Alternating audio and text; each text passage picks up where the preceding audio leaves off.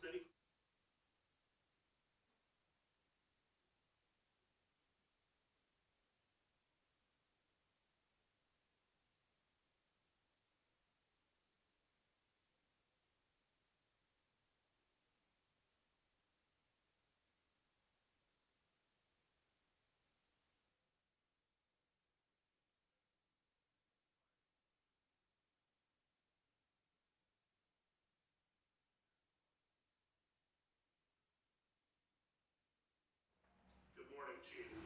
Morning, Mayor Dan Slaughter, Chief of Police. I would like the honor of being able to introduce you to 5 new police officers. First, working from my left to right, is Jared Busa, who's a graduate from St. Petersburg College. He is returning to Clearwater Police Department. He worked for us from 2011 to 2017, but then relocated to his their family at Colorado Springs Police Department, and also with the Monument Police Department, and also worked at El Paso County as a armed security guard. We are very happy to have him back. We have Violet Hatcher, who graduated from Ashland University in Ohio with a bachelor's degree in criminal justice. He is relocating to Clearwater from Gainesville, Florida, where he was a police officer with Gainesville Police Department from 2014 to 2020. Next is Adrian Piatkowski, graduated from St. Petersburg College with an associate's degree in criminal justice in 2020 and earned his high school diploma from Seminole High School. He has worked for the Largo Police Department from 2016 to 2020, and he is fluent in Polish. Our next is Adam Marston, who is a decorated United States Army veteran who has served as an infantryman from 2013 to 2017, attended St. Petersburg Police Academy in August 2020, and earned his associate's degree in criminal justice from the Grantham University in Kentucky. He has been employed with the Clearwater Police Department as one of our telecommunicators since 2017, so he's elevated to the position of police officer. And last is David Race, who is also a decorated United States military man from the Coast Guard, who served from 2000 to 2020. That's a boatsman mate and training chief. He has a bachelor's degree from Southern New Hampshire University and went to high school in Seabreeze, Florida. And I'm very proud to bring these gentlemen on to the Clearwater Police Department, and I'd ask permission to have the clerk swear them in. Certainly, Chief. Thank you. Welcome, everyone. Ms. Call. Raise your right hand. I state your name. I, solemnly swear that I will support, protect, and defend the Constitution and government of the United States and Florida, and the cause of the city of Clearwater, that I am duly qualified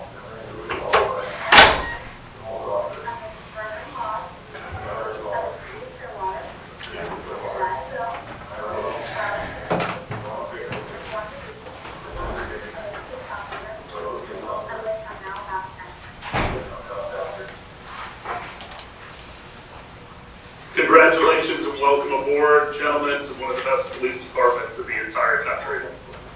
Please be safe. Item 3.1.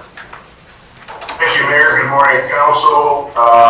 Approve an interlocal agreement between City of Clearwater and Community Development Agency to provide staffing, telephone services, and other administrative services for the CRA, provided for the reimbursement of certain expense by the CRA to the city, and authorize the appropriate officials to execute same.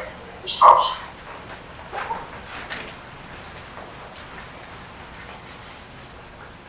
Ms. Thompson. Hi. There she is. Good morning.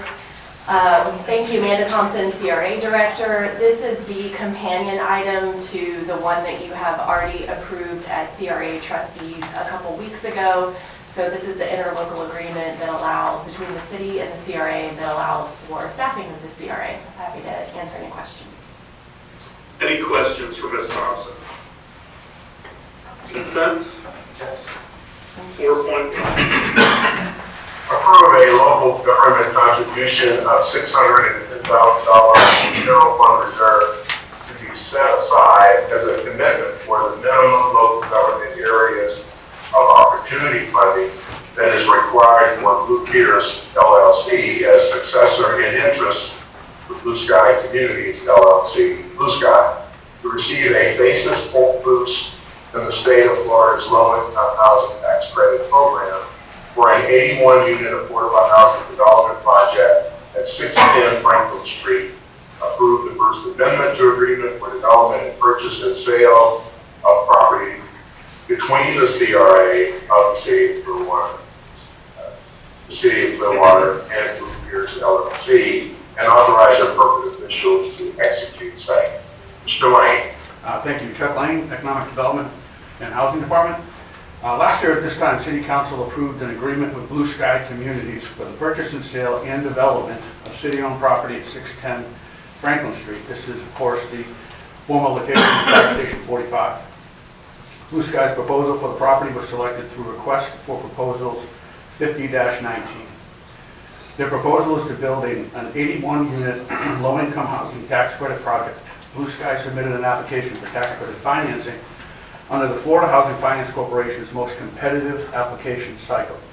Last year's application was unsuccessful. The agreement between the CRA and Blue Sky provided for an additional year so they could apply for this year's application cycle. The city is a party to the agreement only as it relates to the local government contribution. A pledge of local government support is required for a developer to complete its application with the state. As was the case last year, staff is proposing to fund the project at the local government area of opportunity funding level. This is a higher amount than the minimum required contribution and gives the applicant the maximum basis boost, giving their application a higher chance of success. This funding level amount was $747,000 last year. It's been reduced to $610,000 this year. The contribution will be shared 50-50 between the Housing Division using Home Investment Partnership Program funds and the CRA. Contribution will be in the form of an interest-bearing loan. The amendment is actually with Blue Pierce LLC because of a CRA-approved assignment of the agreement with Blue Sky, by Blue Sky. The amendment is necessary to clarify and incorporate the minor changes in the state's application criteria, most notably the reduction in the funding level. This is not a slam dunk that we get this project. We expect to see several other applications submitted with the local government area of opportunity funding level in Pinellas County. Only one will be selected. CRA Director will be presenting this item at the next CRA meeting, scheduled for October 12th. I'll take questions, please. Questions for Mr. Lane? Councilmember Hamilton? I know that a year ago when we approved this, it was basically the only option in our, the only tool in our toolbox for this property. Given recent statements and positions and discussions by us, my question is, if we were to approve this, are we unable to look at any other opportunity that may be there? Like this, to me, I look at this like are we entering into a contract on it with a contingency? It's like selling my house to someone who, with a contingency that they're able to sell their house. If somebody comes along with a cash offer for my house, am I unable to take it? So, you know, with this, if we approve it now, are we unable to look at or entertain any other options on this property while the process is going through with, as Chuck said, no guarantee that this is going to win? Ms. Aiken? Yes, sir, you are correct. Your original contract from over a year ago did allow for and did provide for this extension. So this is an obligation. This amendment is to change your grant, your matching amount, your grant amount. So yes, this is an obligation that you currently have, and you're making some changes to that amendment, to that commitment based on the new grant criteria. So again, my question is, does this basically pigeonhole us and make us unable to entertain anything else? If I were unclear, excuse me, yes, sir, it does. So, this is a 2-year commitment that you entered into last year. okay, because I mean, you know,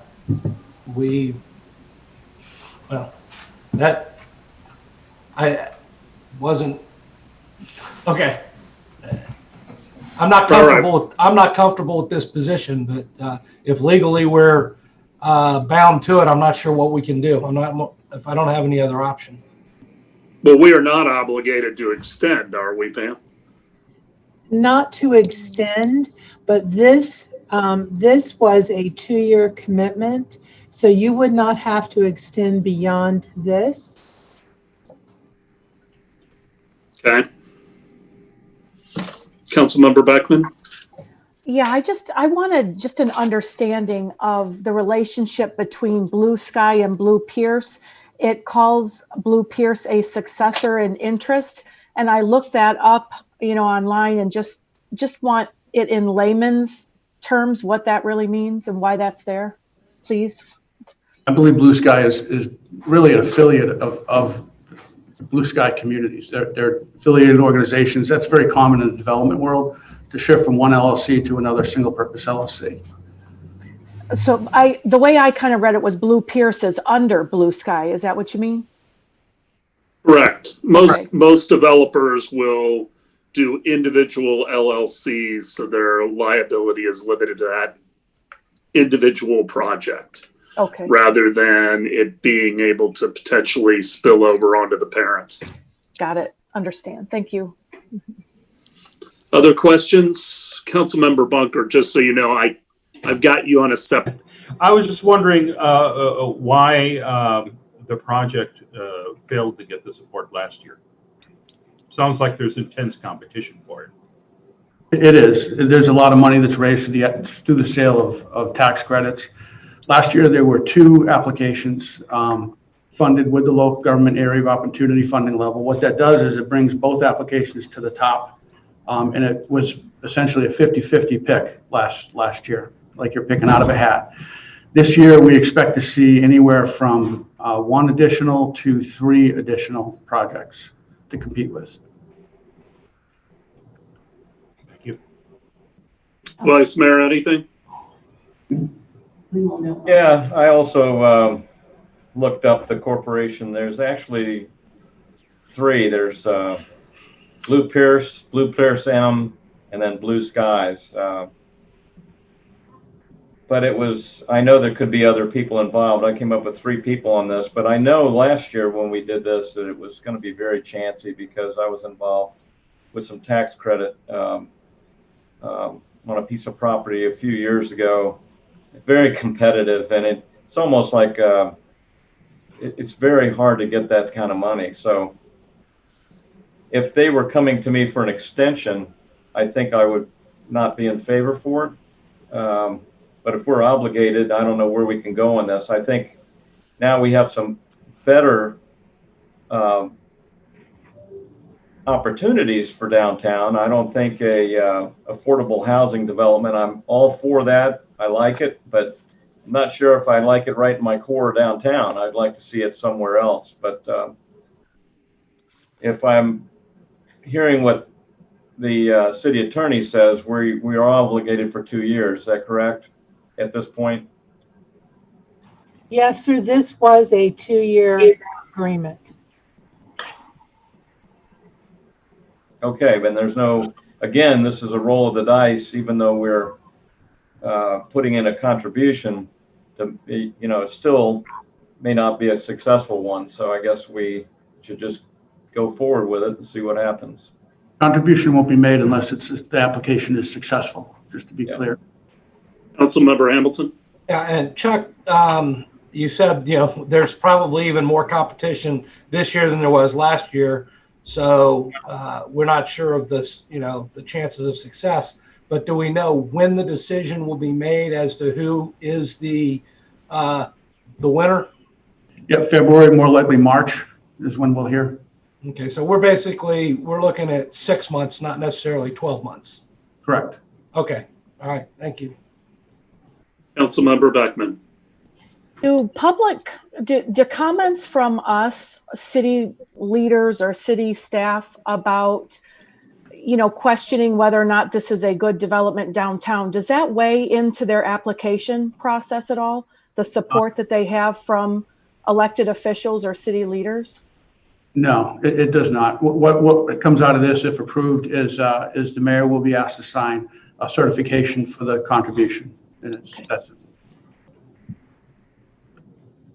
So Pam, let me just clarify one last time. It says that there is an option to exercise an additional year. Is that to push it to a 3-year term from 2, or are they taking the opportunity to an additional year, and it was their option exclusively? That option, let me just open the agreement real quickly. That option was already exercised. Well, that's what I read. Yes. So did that extend it from 1 year to 2? Yes. And was that option one-sided?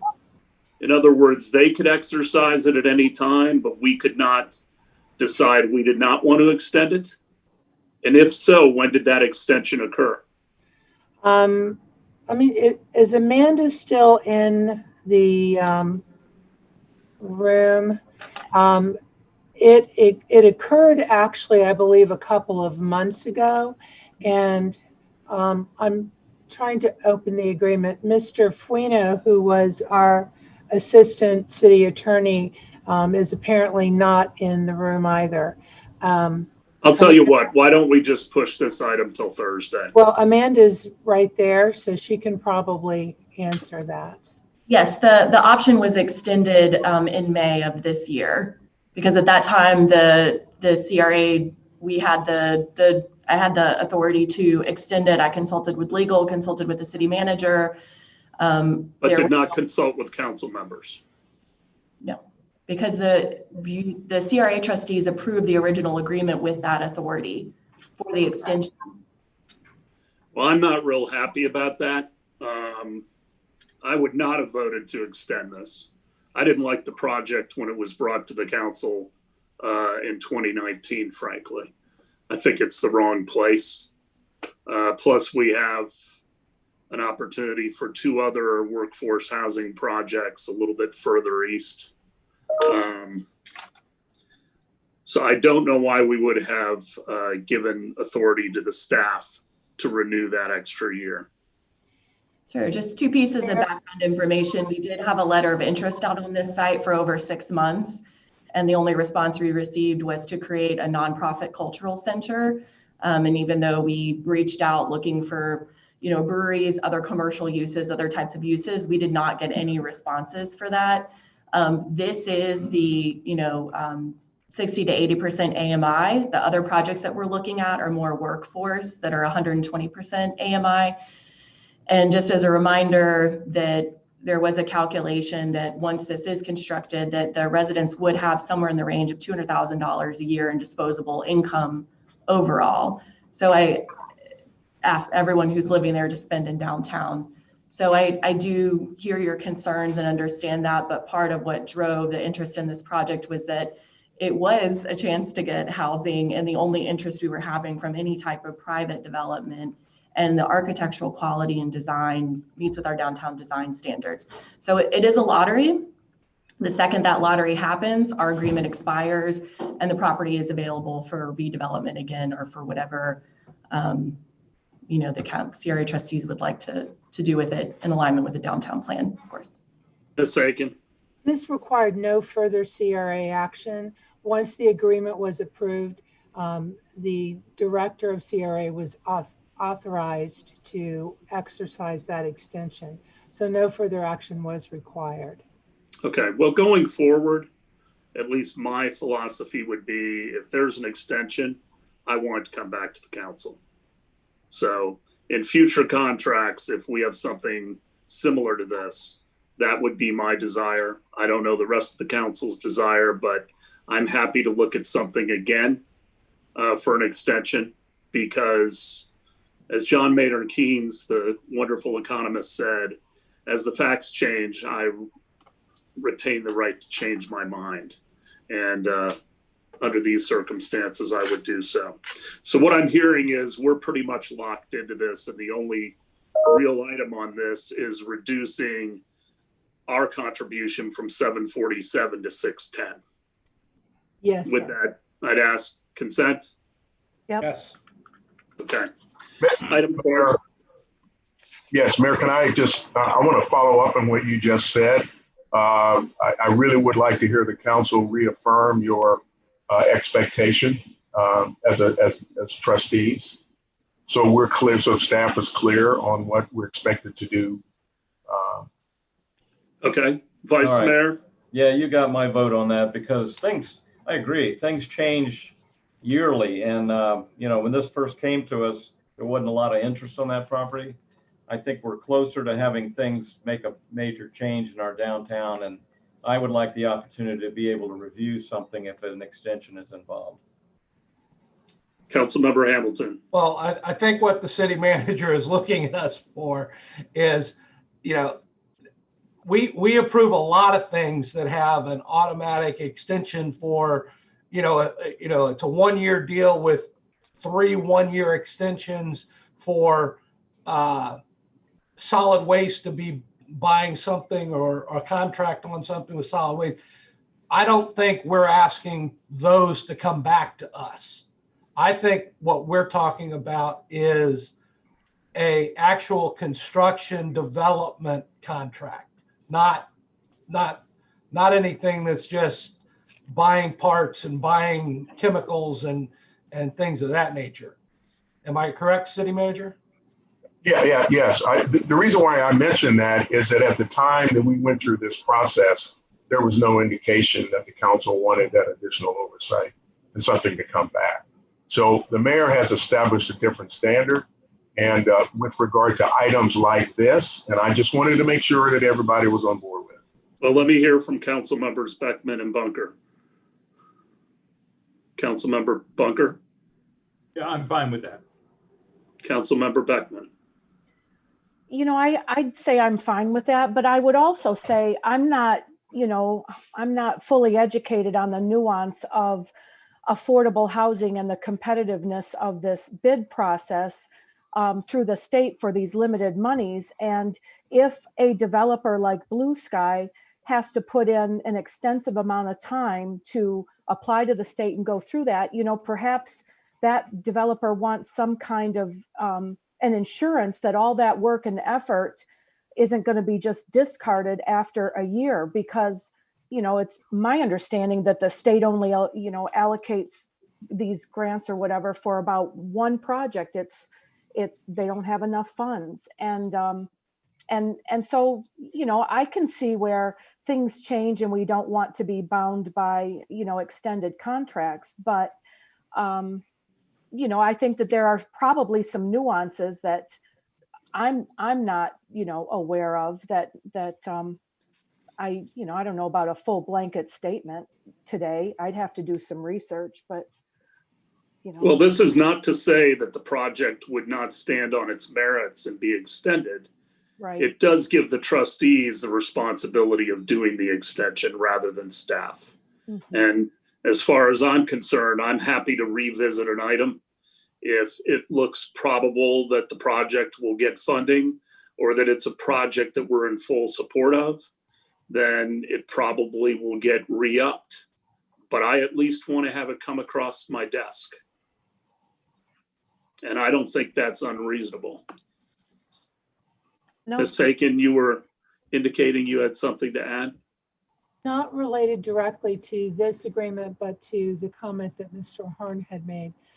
We do have in addition to purchasing type things, we also have lease agreements that are often extended or have an additional extension in the agreement that do not come back to you. So we can ask you at the time we bring those forward if you want to have that ultimate authority, but it's very common to have extensions at the discretion of the person we are doing the business with. I am not talking, to Councilmember Hamilton's point, I am not talking about a paving contract that Neither has an extension in it. I am talking about selling city property or a And- major development. I want to have the ability to talk about an extension and have the facts remain the same from when the original agreement was put into place. So that is your exclusive scope of that statement. Yes, Okay, this is not numerous projects okay. because we don't get rid of property very easily in this city.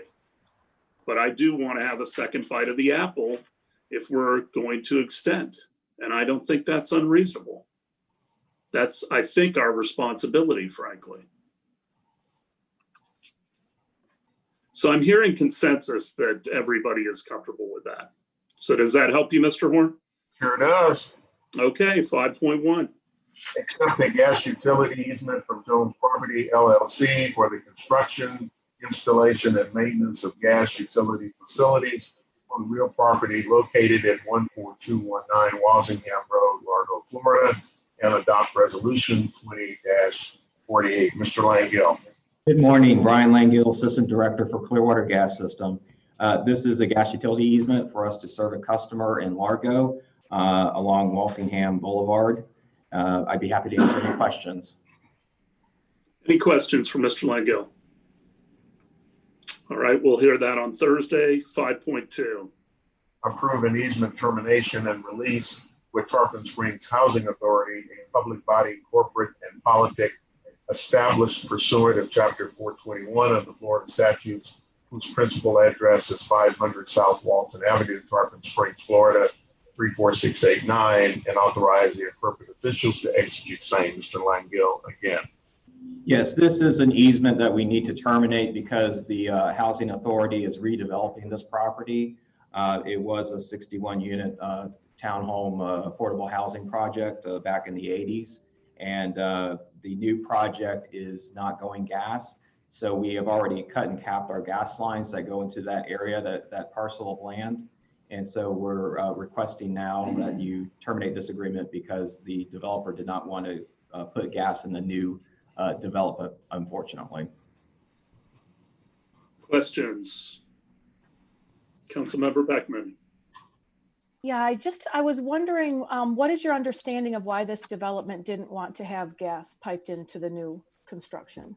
Well, my understanding is the upfront cost, even with rebates that we provide for appliances, they were just not interested in going gas and on this one project. Sometimes these multifamily projects are a little more complex and where you put the meter sets and the piping. So it's a little bit more complicated than like a single family home.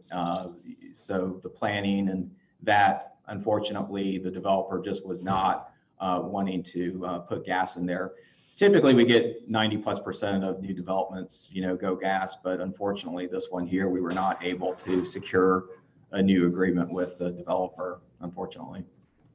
Okay, so you have about 90% of new developments are getting piped for gas? Well, we have most of our subdivisions that we have up in Pasco County are all gas communities. We have approximately 4 or 5 communities right now that we're adding lines in. So yeah, we get most of our communities on gas. Okay. Other questions or comments? Consent? Yes. 7.1. Authorize award of invitation to bid 03-20R landscaping maintenance services zone 5 northwest to Average Joe Landscape LLC for an annual not to exceed amount of $95,000 for the period of October 1, 2020 through September 30th, 2021, with the option for one-year term extension, and authorize the appropriate officials to execute same. Mr. DeWitt. Good morning, sir, and good morning to the mayor and council. As was read, this is the authorization to award the bid to Zone 5 for landscaping services for Parks and Recreation. Mr. Horn has asked me to give you a little background information as to how that bid process works, especially as it involves a low bid. Basically, we work with the procurement department to successfully bid out these contracts. There's 3 processes that go ahead to fulfill that obligation. The first thing that we look at when bidding contractors is responsiveness. Responsiveness is, was the bid received on time? In other words, kind of a process question. Were they able to give the paperwork necessary to us in order to do the backgrounds? Did the vendor supply all the required documents, licenses, et cetera? The second area that is taken into consideration is responsiveness, or I'm sorry, responsible. These are the things that we do to ensure that the contractor is actually able to do the work that they're applying to do. For example, reference checks and past performance. Do they have ample staff to handle the requested contract? Proximity to the area in which it's going to be maintained, experience, and required equipment. The last thing that's actually considered in any bid process is the price. Is the price fair and reasonable? While bids are price driven, we do our best to ensure that there's not any outlier pricing and that pricing is in line with department estimate and market standards. With that, do you have any questions? Any questions for Mr. DeWitt? I have a couple quick ones, Brian. What are the boundaries for Zone 5? Zone 5 is in our northwestern portion of the city. I am not. So does that include the beach or No. the mainland only? That would be the north, just the northwest section of the mainland. And how many zones total do we have? We contract out 8 zones. Okay. And in that particular zone, there's 171 sites, or I'm sorry, 177 sites that are actually maintained within the northwest zone. Right, I saw, but they're just numbers. You know, northwest 68 and so on. Oh, yeah. So I didn't really know where the, extension was. So can we assume that all 8 of the zones are roughly of equivalent size and price? Well, that would depend, sir. Really, the reality of the situation is it depends on the cut schedule. It depends on the areas. For example, if you remember, the old City Hall was a contracted site. So the old City Hall building had a much higher cut schedule than, say, just a green park entity out, if you will. So depending on the cut schedule, it's going to change. So we try to balance the zones both geographically and also by the level of service, the number of actual areas that have to be cut to try to keep it as equal, if you will, as possible. So in other words, theoretically, you could have a zone that might have only 50 sites, but the level of maintenance ends up becoming comparable to another area that might have 150 because the schedule and the service level would vary. But so I could extrapolate, say 95,000 times 8 zones is probably in the ballpark of what we're spending. Well, the 95,000 is specific to this particular zone. Right. So that cost factor, and I can pull it up here for you here in just one second. It actually varies from zone to zone. And again, the reason for that depends upon the areas that are being covered. So there is going to be some variance in the cost because they're not all the same, I guess, for the lack of a better word. They're going to be different because of the service level that goes into doing it. And then the actual bid process, all of those sites are laid out for the individual contractors that are going to bid to look at. So they go out, we've got aerials, we've got the level of expectation for maintenance, and then those contractors review that. They actually go out into the field, they look at the sites, and then that's how they basically provide their bid. I am trying to get at the fact that citizens need to understand that we have 8 zones. You can't give me the figure on what each one of them costs, but they are not free. And this is only our outsourced maintenance. This doesn't include many of the sites that we do internally. That's correct. We currently outsource or contract out approximately 650 sites citywide. We currently maintain about 110 with our own internal staff throughout the city from Bay to Beach. Well, I'd love to have a number on what all of those contracted sites cost. Just a total number. Okay, absolutely. Sometime. Okay. Any other questions? Consent? Mayor, we may be able to tell you what it would cost if we did it all ourselves, because at one time we did that. I know. That's been a cycle we've gone through over the years, you know, bringing things inside because the quality and the consistency wasn't there, but then there's additional cost. Yep. And then, you know, we get a little bit tight, we start to outsource again. And so it goes through cycles, but I'm just curious what the number is. Because I think folks don't understand the magnitude of what we spend to maintain public lands. Vice Mayor? Yeah, I was just going to comment exactly that nothing's free. Everything has a cost, and we have many, many beautiful parks in Clearwater, but there's a cost associated to each one of them. And I know that Parks and Rec take care of the causeway, a lot of the all over. We have a beautiful city, but it costs money to maintain it. So to your point, most people don't understand that there's a cost. All right, consent?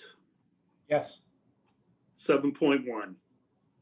Renew grant and financial assistance agreement between the Florida Department of Law Enforcement and the City of Clearwater, necessary to facilitate a current mutual aid agreement between the two entities effective upon execution through June 30th, 2021, and authorize the appropriate officials to execute same.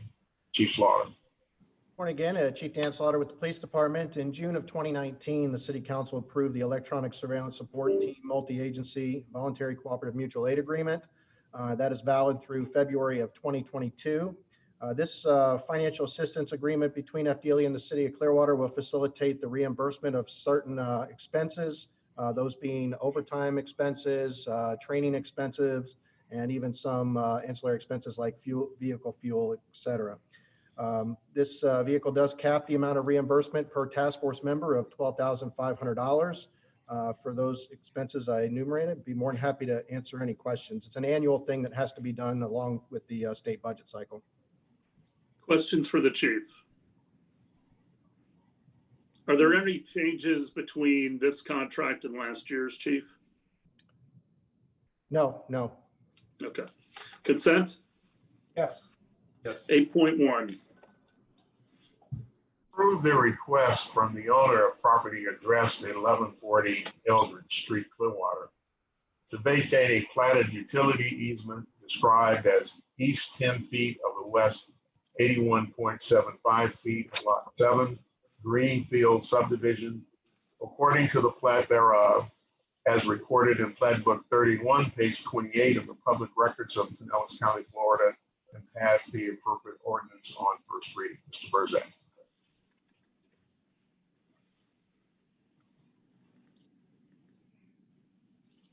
Could the host start the video for the podium? Thank you. Mr. Burzak. Morning, Robert Burzak, Real Estate Services Coordinator. The property owner requested the city vacate a 10-foot platted utility easement to allow construction of a loading dock on their property. No utilities are located within the easement. City staff have reviewed the vacation request and have no objections. Questions? Any questions for Mr. Burzak? All right, we'll talk about that one on Thursday. 8.2. Accept a sidewalk easement from Central Properties, Inc. as trustee of the Bay Mount Trust for the repair, maintenance, or replacement of a public sidewalk on real property located at 499 Mandalay Avenue, and adopt the appropriate resolution. Mr. Burzak again. Hello. The sidewalk easement will allow the city rights to repair, maintenance, and replacement of a public sidewalk on the commercial site. The city engineering department recommends acceptance of the easement. Any questions? Any questions? I just want to point something out at this site. I was out there this past Friday to talk to one of the vendors in Pelican Walk, and this property specifically, I parked near it, and it is a mess. The amount of trash that's out there is unacceptable. And I really expect the property owner to at least get out there and look at some of this. And, I talked to one of the other tenants close to them, And they said, there's people here every day, so there's no reason why they can't keep their portion of the sidewalk and other things clean. But as we talk to these folks, I just would like to point that one out. Looking great. Okay. Any other questions on 8.2? 8.3? Award a construction contract to Steve's Excavating and Paving Inc. of Dunedin, Florida for the 2021 under drain project via invitation to bid 20-0028-EN in the annual amount of $300,000 for an initial term with an option to renew for 3 additional one-year renewal terms on a unit price basis, and authorize the appropriate officials to execute same. Mr. Johnson. Good morning, Mayor and Council. Roger Johnson, Engineering Manager. At the August 31st work session, I gave a brief overview of the city's stormwater group, presented 2 of our maintenance contracts. Under the same narrative, today I'll be presenting 2 additional maintenance contracts. The first of which is our underdrain contract. Underdrains are installed in many locations throughout the city to draw down the water table adjacent to our roadways. Underdrain helps minimize the amount of groundwater flowing over the curbs, sidewalks, and through the structural layers of our roads. The item presented today provides annual construction phase services for the installation of new underdrains throughout the city. Any questions? Any questions for Mr. Johnson? Johnson, I'm fine with the extensions on this item, by the way. Councilmember Beckman. Wonderful. I have just really a comment about this one. If we click on the bid tab, I think that this is fantastic. One of the things I brought up at a previous meeting is some consistency in when we look at bids to award contracts throughout all departments. And this one is really nice because we have the name of the business, as well as, I'm assuming, the CEO or the owner, and then the address. And I think this is fantastic. You know, it's not a secret that I'd like to push for a little more diversity in multiple ways throughout city operations and representation. And I was just wondering if we could have this type of documentation for bids. And also, would there be a possibility to have a little box that we could check if this was a female or minority owned business? Just for transparency. I know we're not, weighting it at all right now, but I like that. But the next item on our agenda, which I think is from engineering as well, we don't have all that. So I thought this was a fantastic example of what we could look at as far as contracts. Well, my response to that is I'll talk to the city attorney to make sure that our documentation is appropriate and doesn't get us into any trouble by doing that, and we'll get back to you. Okay, great. And what about the idea of the name of the CEO and the address and all that with things like that? Is that doable throughout all departments? Well, they're doing public business, so I don't really see why that would necessarily be an issue. Councilmember Hamilton. Well, I understand what Councilmember Beckman is asking and saying. However, as I'm looking at this bid tab, there's no delineation on the name that's associated. Is that the CEO, or is it just the point of contact? It doesn't say CEO is this person or owner. That's just the person. That could be just the contact person of the company. So, that's. Yeah, I agree. And to be honest, in previous council sessions, I've gone through all the contracts and looked up CEOs and done that, and it's pretty tedious and time consuming for me. So it would be nice if we knew that name that was listed there was not a contact, but was, the CEO, because it doesn't matter to me who the contact is necessarily. What do you plan to do with that information, Councilmember Beckman? Well, I just like to be real transparent with, to me, I'd like to get an overall picture of how much diversity we have in our interactions with different businesses. I want to see more minority and female-owned businesses have an opportunity to compete. And if there are ways we can make it easier for them to compete, as in, if it's a communication problem or whatever, I think we need a baseline of what we're dealing with right now. I'm just assuming that we don't have a lot of minority or female-owned businesses that do contracts with us. I don't have any data on that. So this is a way just to get a snapshot picture of it. So you think you'll know that by looking at the name of the CEO? No, that I've had to go and do research on the name and try to figure out the gender and race of the CEO. But if we had a little box that indicated there whether this was a female or minority owned business, then I don't have to go through that. Which Mayor, isn't really. Sorry. Councilmember Beckman, if it was really tedious and took you a long time to do it, it will, of course, be the same experience for us as well. Well, couldn't we just have a box when somebody does an application, submits a bid, we can just have a box that says, hey, are you a female or minority owned business? And if we have legal issues, perhaps we can just say, this is an option to check this off. It's the city's intent to, increase diversity, and we're asking for this optional information, kind of like it is on a voter registration form, that's optional. Vice Mayor? Well, I would ask the city manager, I mean, most awards of contracts are low bid awards.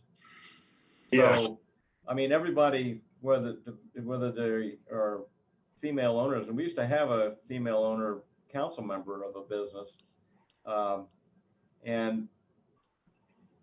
But if you start putting those things in, and I understand what you're saying, it seems like it's a simple idea, but then is that going to show that it's a weighted process, that we're giving more priority, even with cost? I mean, it's open now to everybody. And that's the way it should be if we're trying to be good stewards of the money in Clearwater to get the best, price we can on everything. So I don't know. I understand where you want to go on this. I just don't know if that's the right method to do. Well, this is one of the items that I think we're going to be discussing at our meeting next week. Process and also what we're willing to do. First of all, we make it a level playing field for anybody who wants to bid on a project. That is, talking about transparency, that is the process. We make it a level playing field, and whoever wins on that playing field gets the contract. The question is, let's just get down to brass tacks. The question is, do you want to add points so that in a tie situation, it goes to a minority or a female?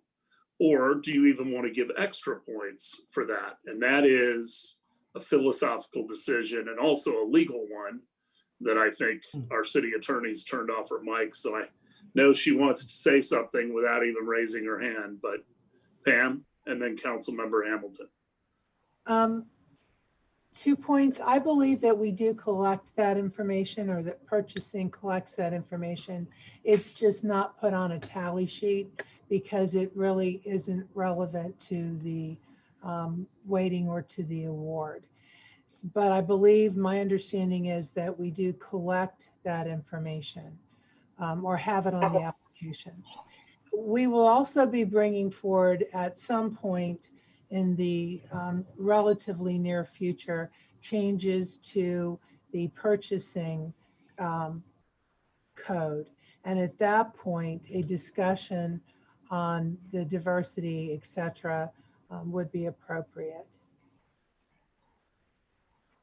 Anything else? Councilmember Bunker. I was wondering if we had any type of ballpark guess on the percentage of minority and female-led companies, since we've collected that info. Not that I could give you right now. I mean, we'd have to get back to you on that. Okay. Thanks. Councilmember Beckman. I just want to make a statement about using the phrase, we have a level playing field. It might be, considered a level playing field today, but it certainly hasn't been for decades. And so, Caucasian people have a ginormous head start as far as competing. And so the idea that there's a level playing field with everyone not, based on the color of their skin, I think is not correct. Just saying that. Councilmember Hamilton. Well, I have no problem with minority-owned and women-owned businesses, competing for these contracts. But to me, in the final wash, when we're spending the taxpayers' money, it really comes down to two things. Number one, cost. And number two, does the company truly have the experience and the ability to deliver the product? That's the only two things that matter. It doesn't matter. It makes no difference to me if it's a minority-owned business, a woman-owned business, or owned by a white Caucasian male. It doesn't matter. If it's about what it's costing our taxpayers and how we're spending the taxpayers' money, and is that company capable of delivering the final product as we expect it to be delivered, period. That's what it comes down to. Councilmember Bunker. I would point out that it is primarily white men who make those decisions. And sometimes there's an unconscious bias, and we don't want to admit, that there is not a level playing field.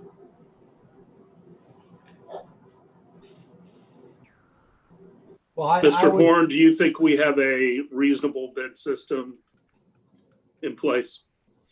Well, we are following our rules, and our rules place cost and performance. Those are the two most important criteria, and that's what we have consistently used since I've been here. We have not gotten into a social evaluation of other factors that might influence, ultimately the decision that we make. So that's why I think, as Pam said and Mayor, you said, there's time for the council to discuss how you all want to address those kinds of matters as it relates to the issue of leveling the playing field. Okay, consent on item 8.3. Yes. 8.4. Award a construction contract to Hinterland Group, Inc. of Riviera Beach, Florida for the 2021 stormwater pipelining annual maintenance via invitation to bid in the yearly amount of $1 million for an initial one-year term with an option to renew for 3 additional one-year renewal terms on a unit price basis, and authorize the appropriate officials to execute same. Mr. Johnson, again. Roger Johnson, Engineering Manager. As part of our stormwater maintenance procedures, pipes in need of repair and replacement are identified. Many of these pipes are located near structures, buildings, roads, trees, or other things that make it difficult to get in there and do some repairs or replacement. Pipelining is frequently a better option due to its non-invasive nature, and it's very cost effective. Typically, a pipe can be lined in about a week with minimal impacts to the surrounding neighborhood. The item presented today provides annual construction phase services for lining of stormwater pipes throughout the city. Happy to answer any questions. Any questions? Vice Mayor. How much lining does $1 million buy? Oh, well, it depends on the size of the pipe. We go anywhere from 15-inch pipes all the way to 60-inch pipes. So it's really dependent on what's identified as far as the need. Okay, well, I'm just going to come out and ask you. Island Estates has a real pothole problem on Island Way, and for years, and it's been attributed to stormwater pipes the joints leaking. Would that be an appropriate thing for that job, to line those pipes instead of digging them up? It depends if it's easy to get to, or, typically that's what this contract is used for, is the leaking joints where it's difficult or expensive to get in somewhere. Maybe on Island Way itself, the pipes might be actually pretty shallow, so the cost of replacing those might not be as significant as somewhere where it would be deeper. But we can look into that as far as if that's one of the priorities for the project. Okay, I was just curious. That's it. Vice Mayor, that's a great question. Island Estates is a beautiful, beautiful neighborhood, but Island Estates has been there a long time. And so that infrastructure is old. And so I think it does bear us evaluating how do we keep that infrastructure healthy. This may be one of the ways we can do it. Other questions? If I may follow up on Mr. Horn's comment there, if we go back to the August 31st item that came for the pipe cleaning and outfall cleaning, that was one of the subjects we talked about, was Island Estates itself and the beach, where a lot of these systems are really holding, salt water for 60 to 80% of the time. So the idea is to keep these pipes clean, and if the inspection shows that the joints are failing or leaking, then we look at the next best way to go and handle that to keep that system healthy. Consent? Yes. Thank you. Item 8.6. 8.5. I need 8.5, yes.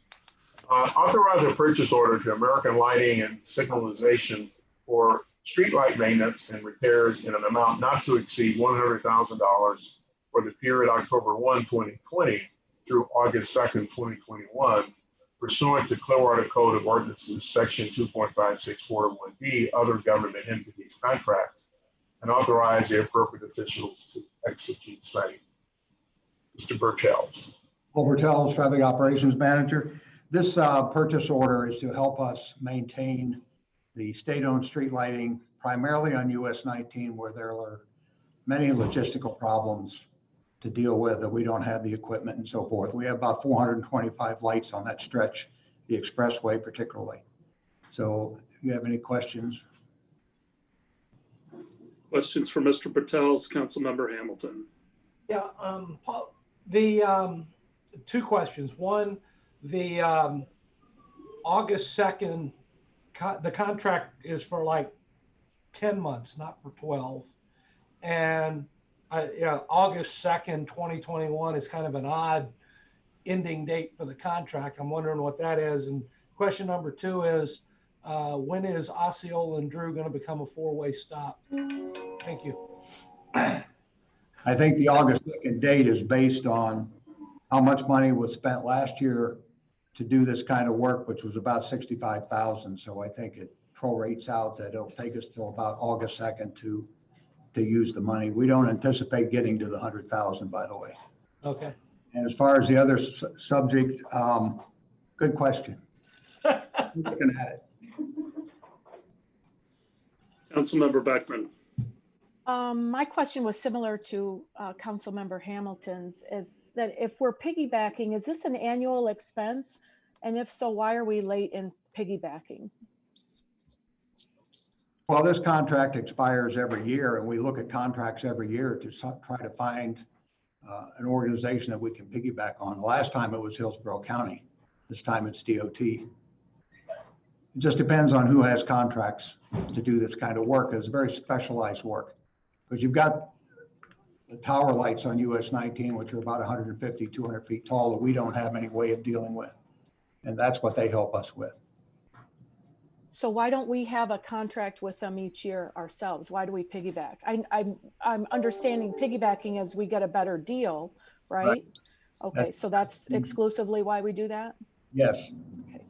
Well, it also saves money by not going through the process of creating an RFP, having our staff evaluate the RFP, and then getting the same price that another larger entity may have already received. Mm-hmm. Correct. Other questions? Okay, 8.6, consent on 8.5. Yes. Approve construction manager at risk proposal from Skanska Inc. of Tampa, Florida, for the renovations of the Clearwater Main Library for Imagine Clearwater at the guaranteed maximum price, $6,420,156.69, and authorize the appropriate officials to execute same. Ms. Parker. Thank you. Good morning, council. We have already gone through the general scope of the library in a special presentation I gave about a month and a half ago. Just to recap, we're relocating the main entry, building a new grand staircase, installing a new art gallery system, completely updating the entire first floor circulation area, including the desk, shelving, furniture, installing small, medium, and large working spaces, like group working spaces, and of course, updating council chambers. The council chambers will remain open for all already scheduled meetings through the working period, in addition to remaining open to the public for the November 3rd presidential election. Otherwise, it will be closed to the public. And we closed the library to the public generally this past Friday after business hours closed. Demolition is expected to begin at the end of October, pending all permitting processes if that goes smoothly. The library staff and building and maintenance staff have been very helpful in preparing to get everything ready for Skanska's arrival, so I'd like to thank them. And the reopening date to the public is not yet known, as the adjacent parking areas may be critical to supporting the work taking place in the park site. So we are working on coordinating that with Skanska, and as soon as we know an exact date that we can promise to the public, we'll provide that to you. Outside of that, if you have any questions, I'd be happy to address them. Any questions? I do. Vice Mayor? There we go. Yeah. Okay, the $6,420,000 figure, it seemed to me that that was the figure before we took the roof off of there. Does this include all the furniture and all the things for the library? Is that why it's gone back up? So the last estimate that we provided you, I believe it was in April, and that showed that you could save $5 million by eliminating the 5th floor event space. That was wildly more expensive than we had expected it to be due to the nature of the existing conditions not fully being well understood when we undertook this endeavor. After we removed that, the pricing has remained consistent to the estimate that we received. And that estimate was direct cost only. So in April, we showed that if you get rid of the 5th floor event space, the direct cost of work came to about 4.4 million. And if you look at the breakout on this estimate, or I'm sorry, this guaranteed maximum price, that's very, very close to what we actually came up with. So that price didn't include things like insurance, bonding, general conditions, that kind of thing that adds up. All right. So yeah, we are very happy with how this estimate came out. And when we presented last time, unfortunately, those things couldn't be known, but the direct cost of work has remained consistent. Okay, thank you. Councilmember Beckman. Yeah, I have a question about cost as well, sort of similar to council. And because this particular project was not included in the $55 million project. So we'd have to find some source of internal financing to fund those renovations over $4 million.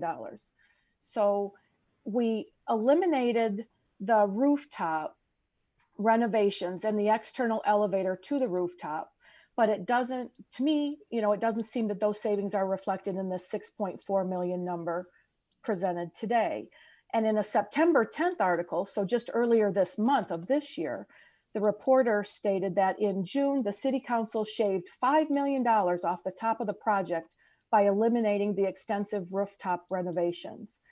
And in that article of September 10th, he says now the estimated guaranteed maximum price to do the work stands at 5.9 million.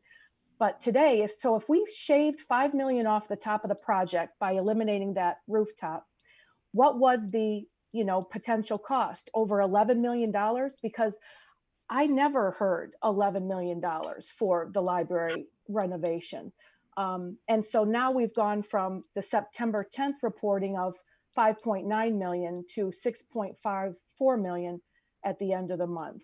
And I know, you just explained that it includes, all that pre-work that you have to do, the pulling of permits and all that business, and the inside interior, all of the furnishings and things. Is that correct? That's correct. I'm going to try to address all the things you brought up. So if I missed one, I'd be happy to circle back. I fully understand that it appears that, 8 minus 6 equals 6.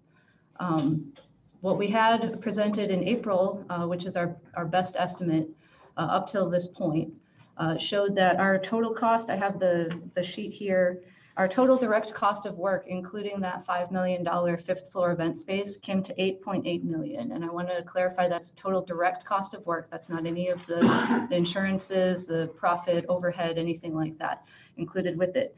So when we took the $5 million off of that, that left remaining $4.4 million worth of direct cost in the library. So what ended up happening was that we and our architect did not have a good idea of what that fifth floor event space would actually cost. We didn't know that until Skanska came in December. So the first number that you cited, I believe, was from June of last year. Is that correct? Mm-hmm. That was 6 months prior to us having access to their incredible wealth of knowledge and all the tools that they've provided us to show us what it would actually take. The as-built drawings for the existing library are completely inaccurate in terms of what it would have taken to put that event space up there and the elevator to it. So that's why we decided with your approval to remove that space. So the direct cost of all the remaining work remains accurate. It's unfortunate that we couldn't include that in our budget. As for any comments from finance, I believe that we've been told for quite some time that this work was coming out of the overall Imagine Clearwater budget, so I can't speak for that. I know that we are accounting for that in the overall cost of the total Imagine Clearwater bubble. Have I missed anything? No, I think we're good.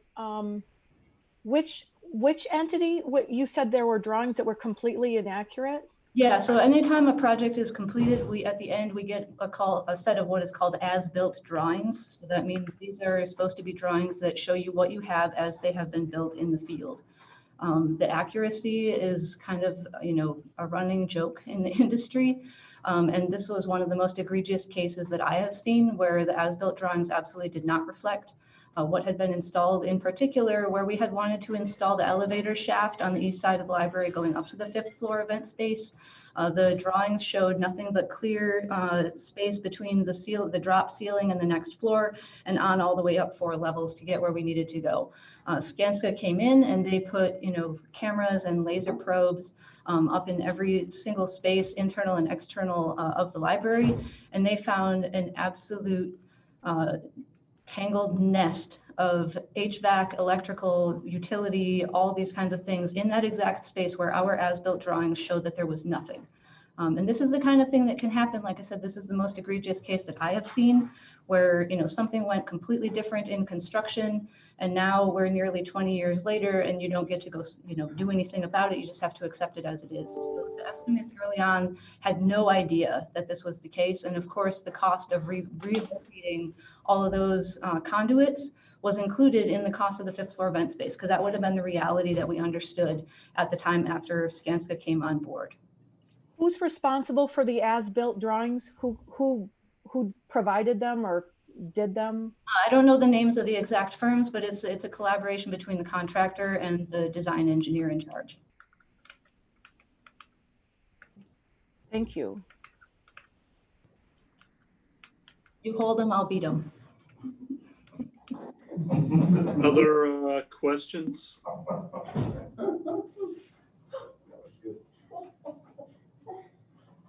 I mean, I'm not wild about this price tag, frankly, and I don't know that it has all that much to do with Imagine Clearwater. I know there's some connections from the library to the park, but I think it's a little bit of a misrepresentation. I think it ought to be standalone. And I'm on the cusp. I just think it's a lot of money to spend in redoing the library, but it's something that was started well before getting on board.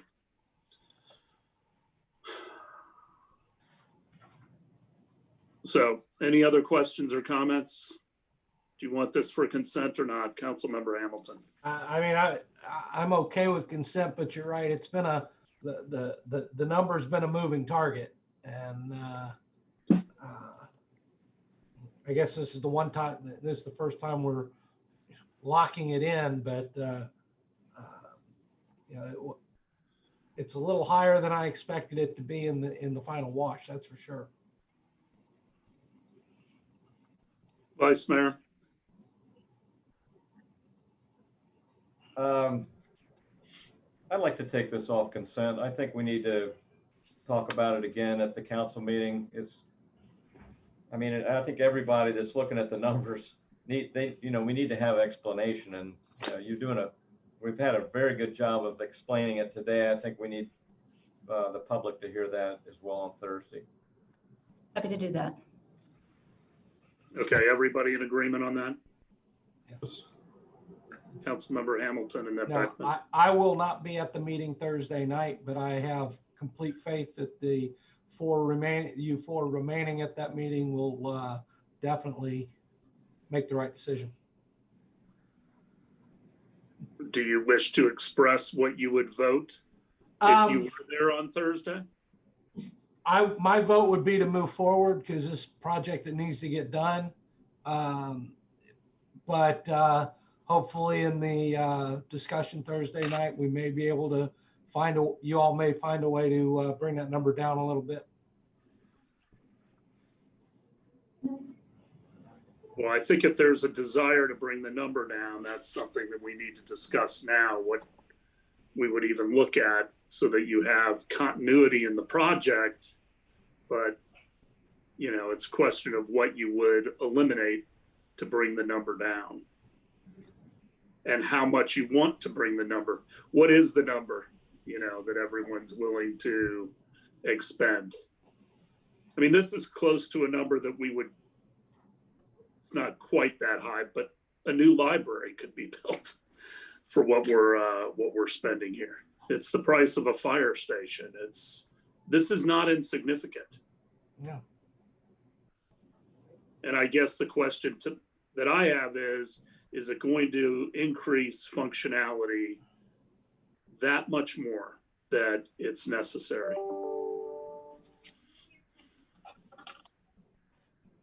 Vice Mayor? I was impressed with Skanska on the Magic Clearwater site. They came in and said that, that they thought they could bring a project in less because of their knowledge. And so I imagine they've already looked at the library. This is pretty much a not to exceed number, but I mean, was their estimate, do they think they could do something on this as well? Or is this their number? Generally, this is the number, but one component that I would like to draw attention to is the furniture allotment. And our interior designer with Williamson Dakar Associates is the architect in charge of the project. She's been on maternity leave until last week, and so she was not able to complete her work with us. We'll be picking that up. We've already had another meeting with her since she's returned. But Skanska came to me and they said this furniture number is very high because we haven't been able to talk to her about alternatives to anything that's already been at a high level specified. They believe that number, which I believe is in the neighborhood of $600,000, is well padded. And so that number, certainly they're very confident. They even have given me some examples of other projects they've completed that had interior work and full redo of all the furnishings. They've given me examples of similar size, like office buildings and things like that. And they believe that there's a lot of room for savings. And now that we have that team member back on board in the office full time, they're confident that that's a number that we will not be spending that full amount. And I don't want to make any promises about what percentage we'll be reducing that. But I'm expecting a good amount of savings on that. And of course, what is a few $100,000 on $6.5 million? However, that's one area that I believe that we will be able to do much better on than is reflected here. I gave them the instruction, include the maximum possible that we would need, if we made no changes, because, this is supposed to be a guaranteed maximum. So that is the guaranteed maximum, and we'll be working to reduce that. Well, this also does not include the appliances in the kitchen. So that's going to be in addition to, That's not included in the FF&E, is it? No, so it depends on which portion of kitchen you're talking about. There's a new like sink area going in what's now council chambers that is included. In the new cafe space, we don't know who is going to be occupying that, and so we're gearing that towards a grab and go style of service, or what some people have referred to as high-end vending. But we are providing the stub outs, you know, for connections if a more full kitchen operation wants to come in later. However, since we don't have them on board, we didn't want to put that expense in the project right now until we know who that's going to be and what exactly it is that they need. Okay, other questions, comments? Councilmember Bunker? We've been hearing for many, many months now that Skanska will be able to bring this in under time and under budget. And seeing the numbers go up for the library as the first component of this is not a good omen. But I think it is a project that, you know, we should continue to commit to. Just see what savings we can find. Mayor, can I comment? You may. You all are making me very nervous about this. You know, Skanska has a reputation, and Skanska has shared their perspective on being able to, you know, improve, you know, the cost of this project. So I don't want anyone to get the impression that somehow Skanska are magicians. But they really know what they're doing, and we believe that what has been explained this morning really reflects, you know how we think we're going to be able to proceed ahead. We're very sensitive to the cost issue. It sounds like we're going back to the well again. If you all decide not to go forward, so then now, as Mayor, as you indicated, so now where do we go from there? And I'm worried. Thank you. All right, we'll discuss it further on Thursday. 8.7. Approve the conveyance of a distribution easement to Duke Energy Florida LLC, DBA Duke Energy, for the installation, operation, and maintenance of electric facilities to support Duke's new transformer and electrical facility installation for new restrooms at the Seminole Boat Ramp project at 302 Seminole Street, and authorize the appropriate officials to execute same. Mr. Berzak. Thank you. Robert Berzak, Real Estate Services Coordinator. The proposed easement will provide Duke Energy with the property rights to construct and maintain its electric equipment within the easement to serve the new restrooms at the Seminole Boat Ramp. The City Engineering Department recommends acceptance of the easement. Any questions? Any questions? Councilmember Beckman. Just have one question, not really related to this, but to those restrooms at the boat ramp. Do they have solar on them, those restrooms? I have no idea. They do not. Okay. Did we investigate putting solar on there at all? I'm not aware that we did. Okay. Thanks. Any other questions? Consent? Yes. 9.1. Approve the professional services agreement between Innovative Emergency Management, Inc. and the City of Clearwater for developing a continuity of operations plan document and related services in the amount of $131,660, and authorize appropriate officials to execute the same. Chief Graham. Morning, Mr. Mayor, Council. Javon Graham, Division Chief of Emergency Management. As was shared with Council during one-on-one meetings, the continuity of operations plan is designed to ensure that an organization can continue performance of essential functions under a broad range of either natural or man-made occurrences. A COOP plan goes hand in hand with our city's emergency operation plans to solidify our infrastructure and ensure that if we are faced with an event, we will have limited downtime and a quicker recovery. The agenda item before you today allows city manager to facilitate and enter an agreement with IEM on behalf of the city, and allows IEM to develop an updated and functional COOP plan for the city of Clearwater. This process is divided into two phases and will take approximately a year and a half to complete. The First phase is the development phase, and we could be completed by October 21. The second phase will be completed by January 2022, and it's the training phase, which incorporates tabletop exercise and allows us to practice and drill on the completed plan and test our system to its fullest. With that, I'm happy to answer any questions that you may have. Any questions? Vice Mayor? Oh, yeah, John, when was the last time we had a coop? Was that 2008? 2006 was our last one. 2006. Thank you. Other questions? Thank you, Mr. Graham. Consent? Yes. All right, 10.1.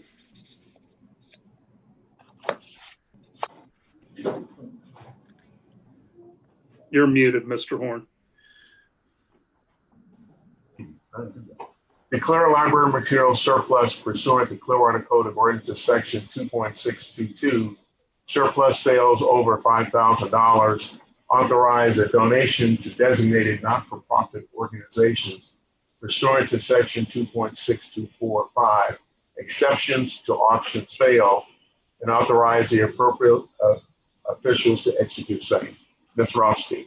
Thank you, Mr. Horn. Good morning, Mayor, Council. I'm Linda Rothstein, Assistant Library Director. Due to the renovation, the Clearwater Public Library System is reducing its physical collection here at the main library, and we seek permission to donate these materials to a selection of local charities. I'm happy to answer any questions. First off, Pam, because some of these materials are potentially going to the Salvation Army, do I need to recuse myself because my wife is an employee there? Mayor, I do not believe you need to. I will confirm that before the meeting. Okay, so we'll take it off consent. Yes, please. Other questions? Ms. Rothstein, you say we're donating these to charities because of the renovation of the library. Correct. Will we be replacing any of them, repurchasing them once the library reopens, or has it been determined we don't need these books? Correct. We don't need, we are reducing the collection that we hold here by about 20%, and that's due mostly to the new configuration of the shelves on the first floor and the grand staircase on the second and third floor. So we will not have room for those materials and we will not be replaced. However, the monies that normally would go to those materials will be going to electronic materials, which has seen a surge since the lockdown in March. And our patrons are using our electronic materials a lot more now. Okay.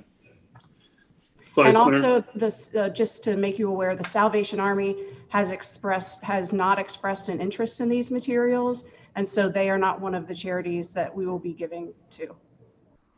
Oh, okay. I just want to make sure we're not giving away things that we're going to repurchase down the road. No, we will be reducing the materials that we keep here at the library, at the main library, by about 20%. Okay, Vice Mayor. Yeah, my question was, are there any other things besides books? I mean, we have all kinds of assorted things that we let people borrow, Right. Tools and the fourth floor with all the machines for putting digital media on. Is it just going to be books? It's primarily books, but we're also reducing our collection of DVDs, music CDs, and audiobooks on the first floor. But we will not be decreasing our collection of tools, objects. And during the renovation, we'll be moving part of our collection from the fourth floor to our countryside library so that patrons will continue to have access to those machines. Thank you. You're welcome. So I guess we can put this on consent. Is that everyone's desire? Yes. Okay. 11.1. The proposed First Amendment to an existing development agreement between the City of Clearwater and East Shore International Enterprises LLC and 411 ES LLC, which provides a one-year extension for site plan approval, adopt resolution 20-41, and authorize the appropriate officials to execute same. Ms. Crandall. Good morning. This item is the first amendment to an existing hotel density reserve development agreement to provide a 1-year extension to the deadline by which they must obtain site plan approval. This will change it from August 31st, 2020, which is passed, to August 31st, 2021. The applicant was citing COVID-related delays, and the development agreement was approved for the allocation of 8 hotel units. And the agreement also requires the developer to provide a publicly accessible boardwalk as part of the project. No changes to the approved conceptual site plan or elevations are proposed. And further, no changes have been made since the September 17th City Council meeting. With that, I'm happy to answer any questions. Any questions for Ms. Crandall? Okay. Just for Councilmember Hamilton. For clarification, I have no questions and no problem with this. So on Thursday night's vote. Okay. We will talk about it again at that time. 12.1. Authorize an increase of $600,000 to purchase order 900709 to GSA Security in Tampa for the purchase, installation, maintenance, and repairs of security cameras for a revised total of $1 million with a 3-year term expiring on June 24, 2022, pursuant to Clearwater Code of Ordinances Section 2.5641D, exceptions to bid, other government entities bid, and authorize the appropriate officials to execute same. Mr. Mayor. Mayor, council members, Dan Mayer, IT Director. This has been a fast-paced area of work for us. We have used GSA. They're certified in our console system and have performed very good work over the last 2 years. We've had a number of projects come up that were not anticipated when we originally approved this contract last year, and the pace of installation for some of these new projects is a little bit quicker. So we're asking for this increase for the next 2 years. This includes maintenance costs, and there's a list of projects that we have in anticipation over the next 18 to 24 months. I'll be happy to answer any questions. Questions for Mr. Mayor? Councilmember Beckman. So this is a pretty significant increase from 400,000 to 1 million, like double. 150%. Yeah. And so, you know, that's just because you've got a quicker pace and more projects. And I wanted to, if you could just briefly explain the type and location and purpose of the cameras. Okay. They range from, well, we started adding cameras about 10 years ago. And they were predominantly on some of our public utility sites. We turned a corner with the technology, and we used them when we had property issues at the air park. We had them at gas. When they became more IP and more viable, and we rolled out our own fiber so we could carry the bandwidth required, they became a very effective way of monitoring everything from parking lots. Remember, we had an audit in both the fire department, and then we had an audit less than 2 years ago, 18 months ago, in Parks and Rec. So we've added a huge number of cameras for security of those facilities.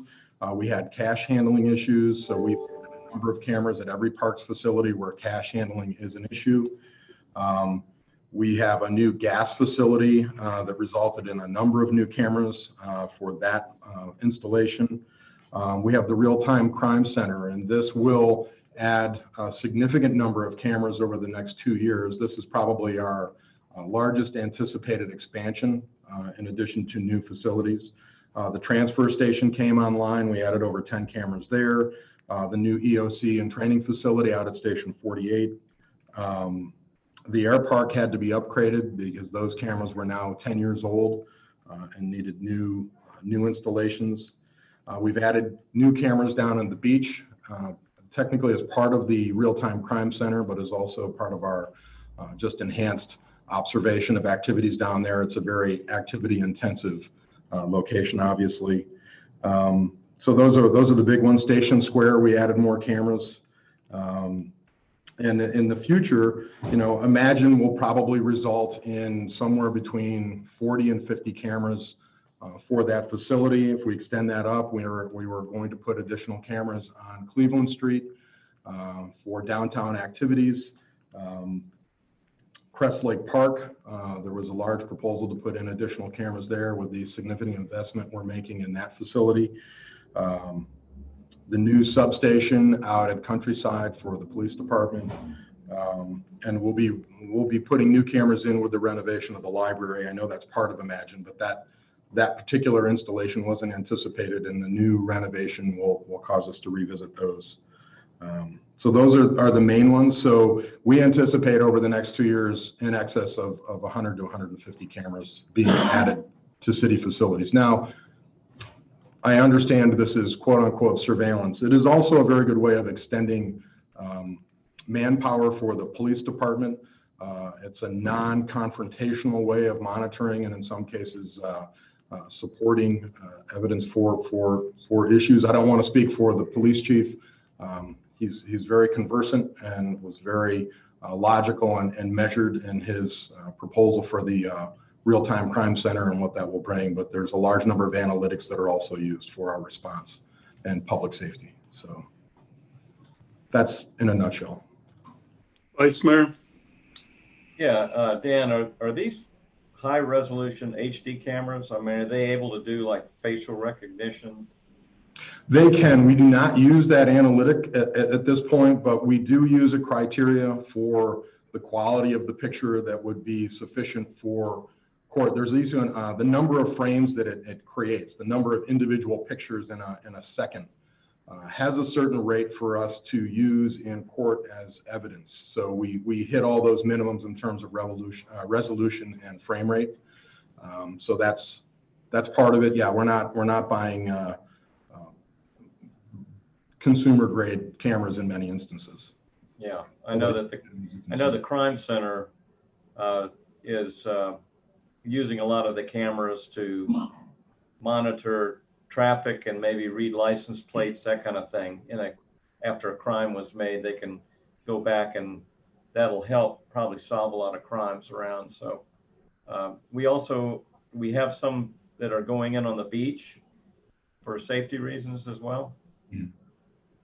Yes, when we built Beach Walk, we had added conduit and fiber in anticipation of adding some form of security. We visited the project a number of years ago, actually for the first time in my tenure when Sid Klein was here. And that was the question of, is this oppressive? Is it Big Brother? Public perception? The analytics didn't exist then that exist now, and you don't need as many personnel monitoring. You can do a lot of that monitoring with software, but it has huge benefit from an evidentiary standpoint. Post-event, if we're looking for a particular perpetrator or circumstances of an event, and given the international nature of the beach, I think that's why they're making a bigger investment down there. It's our most active area for tourism and brings in the most diverse population of people from outside our local community. Okay. Vice Mayor, I attended I toured the real-time crime center last week.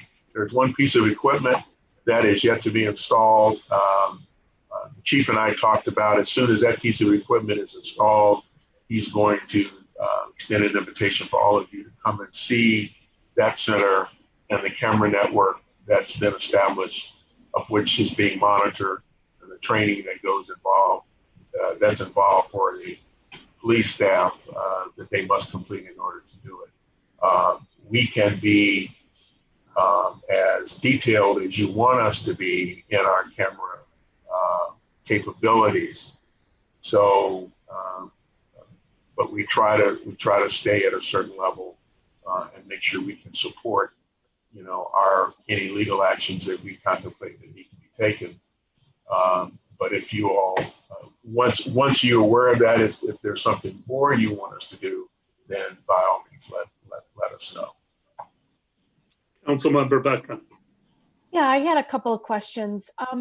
Is there a cost to store are these still shots that are taken, or is it video? And is there a cost to store these images, and how long do you store them? If so, if you do store them? Yes, it is a video feed, so we store all the video.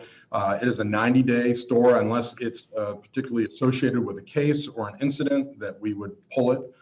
So if we have, whether it be a cash handling or whatever the case may be, if it's identified as a case, we'll hold that and then add it to a file. Otherwise, it's deleted after 90 days. And the cost of storage, it's in the configuration. This is an enterprise console system. So we use Milestone as our console software management. So you can pull up any of these cameras. You can pull them up at a central location. You can even pull them up on your phone. These are for managers who maybe keep an eye on facilities through the weekend, or if they're a 24-hour operation, they can check in on off hours, maybe when they're not in the office.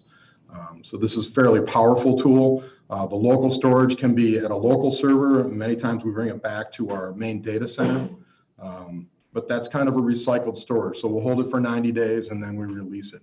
So as we add more cameras, there's some, but it's not a huge amount of storage. We probably will never put this in the cloud with a third party, as the cost of storage there are significantly higher. But we're very mindful of that, and we make that known to the departments.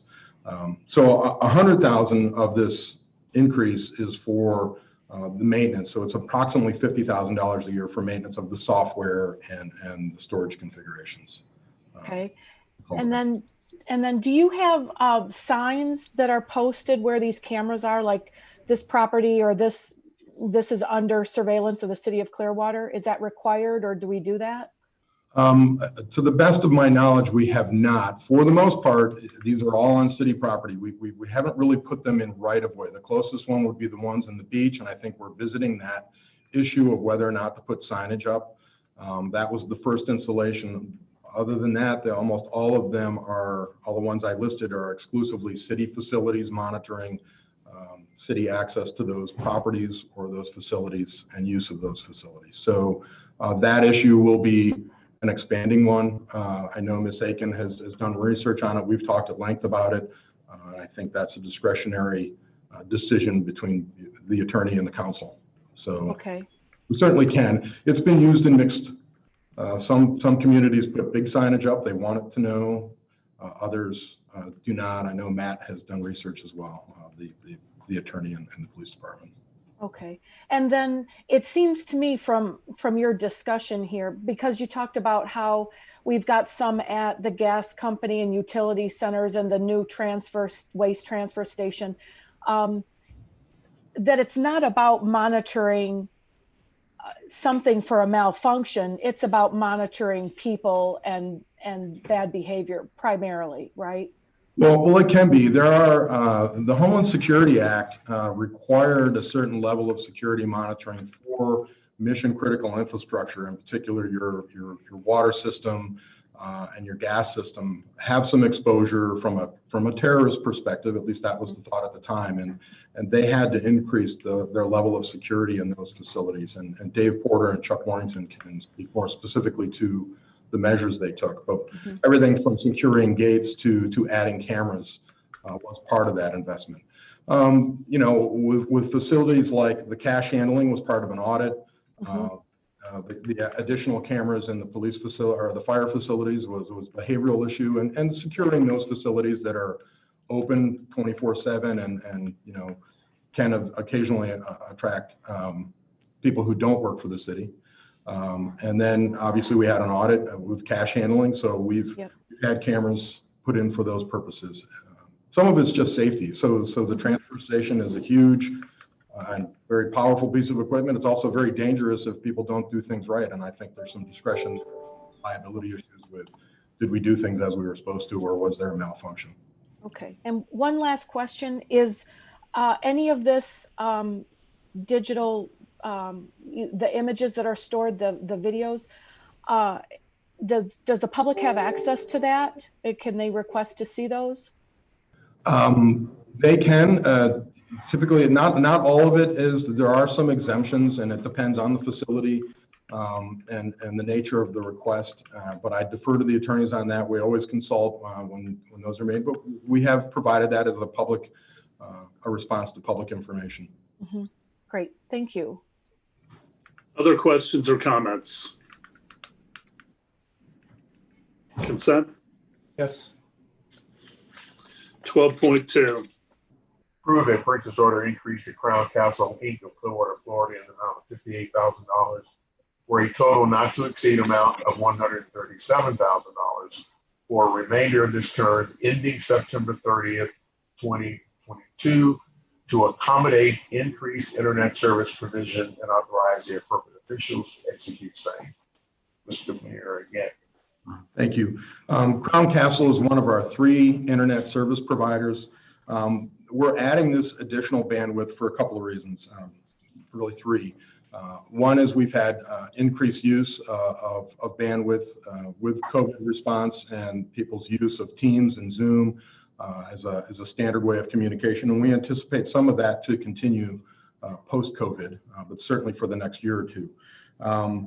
The addition of body cameras, depending on their configuration, some of those body cameras that the police will be moving forward with upload across modems in their vehicles. Others will come back to a facility, be docked, and they'll upload over our network. It's an encrypted message, but it does take a significant amount of bandwidth.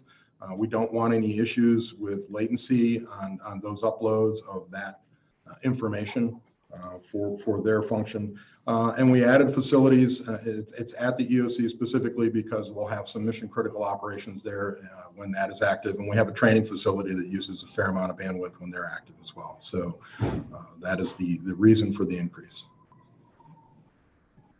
Questions? Councilmember Beckman. I just wanted to note that's a really wide latitude between 58,000 and 137,000. Is that like the max, or do you know that it's going to be that much? No, that's how much it will be. We had an existing contract for the existing connection we had. We're adding another connection and we're bringing it in because it's an EOC and it does have a data center in it. We bring the ISPs into the building from 2 different avenues. And preferably off of 2 different poles. So if one were to be, say, a pole was knocked down due to a car accident, we'd still have internet access at this facility. So that's redundancy and design. Yeah, we do that with intention. So that's the specific number. That's not a range. It's an increase of 58. That's how much the new service will cost. So the existing contract we had will go up to accommodate the new service. Consent? Yes. 12.3. Rise a piggyback of the State of Florida Department of Management Services contract with Suncom Long Distance Service, KAIN Centranet lines and toll-free lines in an amount not to exceed $134,220 for the period October 1, 2020 through September 30, 2021, pursuant to the Clearwater Code Ordinance Section 2.5641D, other government entities, and authorize the appropriate officials to execute same. Mr. Mayor, one last time. This is our annual agreement. We bring this forward each year. This allows us to purchase plain old telephone lines from the state, and this gives us approximately a 50% discount on what it would cost us if we were just to call Frontier or one of the local providers and ask for a line. So these lines are used for all our alarms. So the fire alarm, the door or security alarm, elevator alarms, fax machines, and then we have a number of locations that have phone service but aren't on our network that we can bring them back to the main switch, and it's cheaper to just put a plain old telephone line into those facilities, some of the smaller ones that exist. In total, it's approximately 500 lines that we support this way. And at times we've even had phone lines used for intersection control, but I think those have all gone away. Some of the infrastructure for public utilities, and then some of the other small locations where we've done some monitoring for, Coachman Park for some of the cash handling down there. Questions for Mr. Mayor? Consent? Sure. 13.1. Authorize the purchase of vehicles, heavy and light duty, and equipment as approved in the 2021 fiscal year budget for a not to exceed amount of $6,535,100 per the recommended contracts in accordance with Clearwater Code of Ordinances section 2.5641E. Other government entities declare surplus effective upon receipt of new vehicles and equipment, and authorize for disposal at auction the vehicles and equipment being replaced in accordance with Clearwater Code of Ordinance section 2.622, or trade-in if in the best interest of the city, in accordance with Clearwater Code of Ordinance section 2.621, sale of surplus property exceptions, and authorize the appropriate officials to execute tonight. Mr. Gloucester. Good morning, Mayor and Council. Earl Gloucester, Director of Solid Waste and General Services. This is the Fleet Department's annual request for replacement of vehicles and equipment. The designated units are due for replacement in fiscal year 21, and these units have all reached their end of their useful economic life. And we determine that what the useful and economic life is, but to include, but are not limited to age, life to date, mileage and hours of operations, historical maintenance costs as compared to light vehicles, and operating costs per mile and or hour, anticipated and ongoing repairs and physical condition. All the contracts recommended for purchase authorization are competitively bid and awarded by their respective jurisdictions. In addition to the request for the purchase of the new vehicles and equipment, we're also requesting a delay for disposal of 5 police units until their new units are in, upfitted, and ready to be placed on the road. Questions? Questions for Mr. Gloucester? Councilmember Beckman. As part of just understanding and learning, I just had a question about why do we take money out of a variety of funds to pay for new solid waste trucks? A variety of funds. We take from, for solid waste, we have the 424 fund for solid waste vehicles, and then we have 426 for recycling vehicles. Okay. Those are both out of solid waste. Okay. I saw, let me see,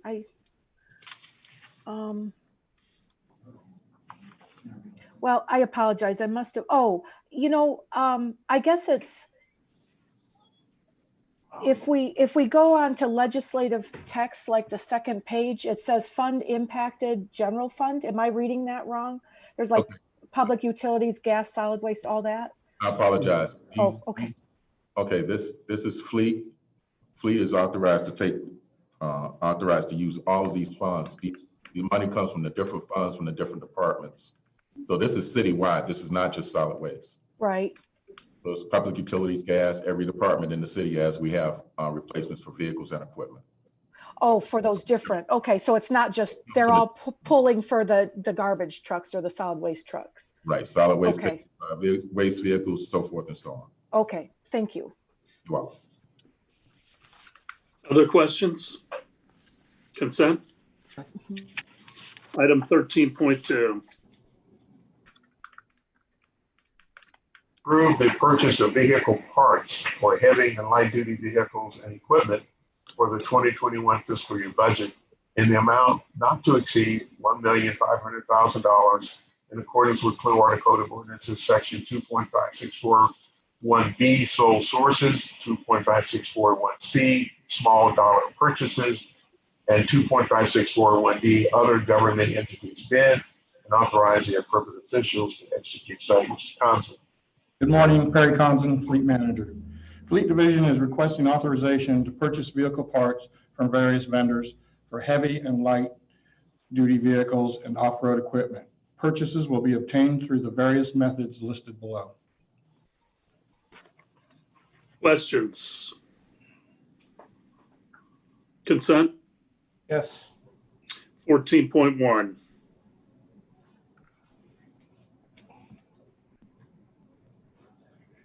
Approve the reappointments of Kathleen Agnew and John Durant to the Clearwater Housing Authority Board with terms to expire September 30, 2024. Council members, per CHA bylaws, The appointments are made by the mayor but approved by council, and the mayor has recommended to reappoint Ms. Agnew and Mr. Duran. I talked to all three of the candidates before doing this and know two of them in their previous service. So I am recommending the two that Ms. Call has mentioned.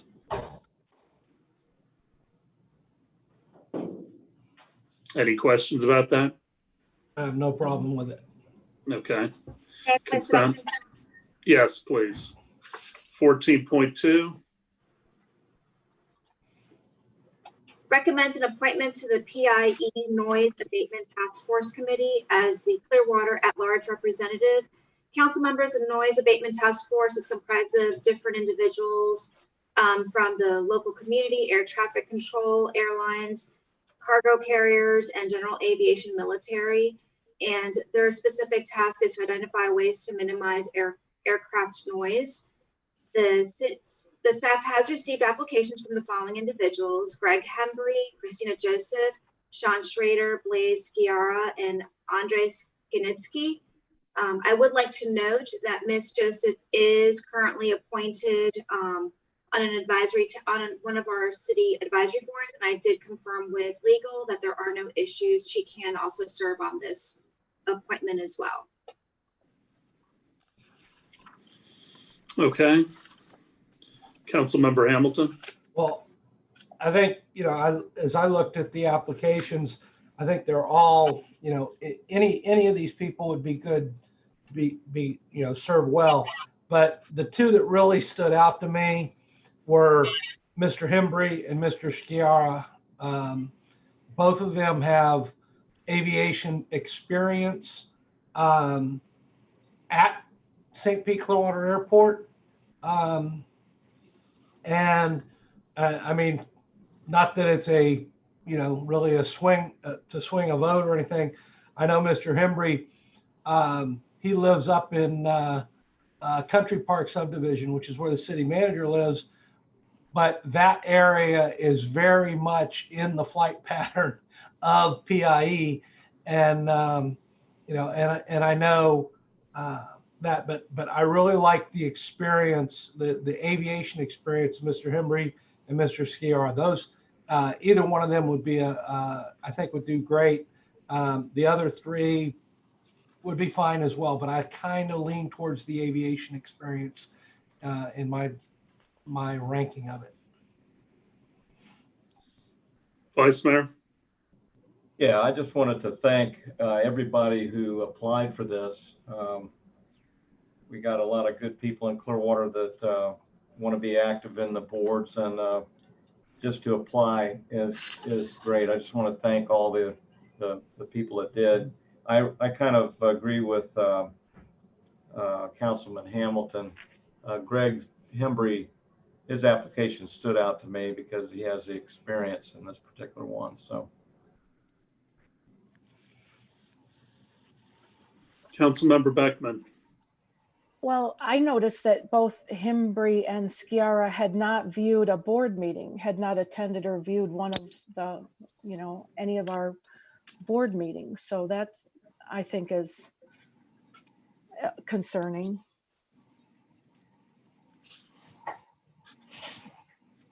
Councilmember Bunker. Also be a little concerned now when I saw that we had pilots who were applying. I thought, well, that's great. They understand the issues well, but will they be more concerned about, what it's like flying in and out for the pilots or for the neighbors who live in the area? I don't know. That's just an open question. The other thing, last time that we had an appointment to make, it was stressed to me that we like to have a mixture of zip codes. And I believe the Vice Mayor sent out an email to somebody about that as well yesterday. I don't know the zip codes. We have them for all these candidates here in their applications. But I don't know if there's any zones that were lacking for this board or that would be preferred. Well, this is only for one representative from the city of Clearwater to Oh, okay. be on this committee. When we look at I got you. a board within the city, like Parks and Rec or code enforcement, then what we try to do is get variation and diversity from the different zip codes, because we'll have, let's say, 7 members. We want people representing different segments of the community. Okay. I mean, I understand your point, Councilmember Bunker, that somebody who is an actual pilot may have greater sympathy, but I also think that they have a heightened understanding of airports and noise and other things. I mean, I lean towards Mr. Hembry because of his experience. I do wish that he had viewed some city council meetings or other board meetings, but it is not enough for me to preclude him from being on. At least he answered it honestly.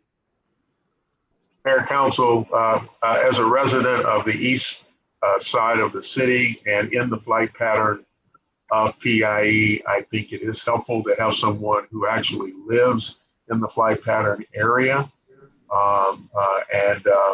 And given the history of this task force and why it was created, we have just a variety of citizens who live in the flight pattern, and they all share, not surprisingly, different viewpoints on the amount of disruption that flight patterns may cause their personal lives.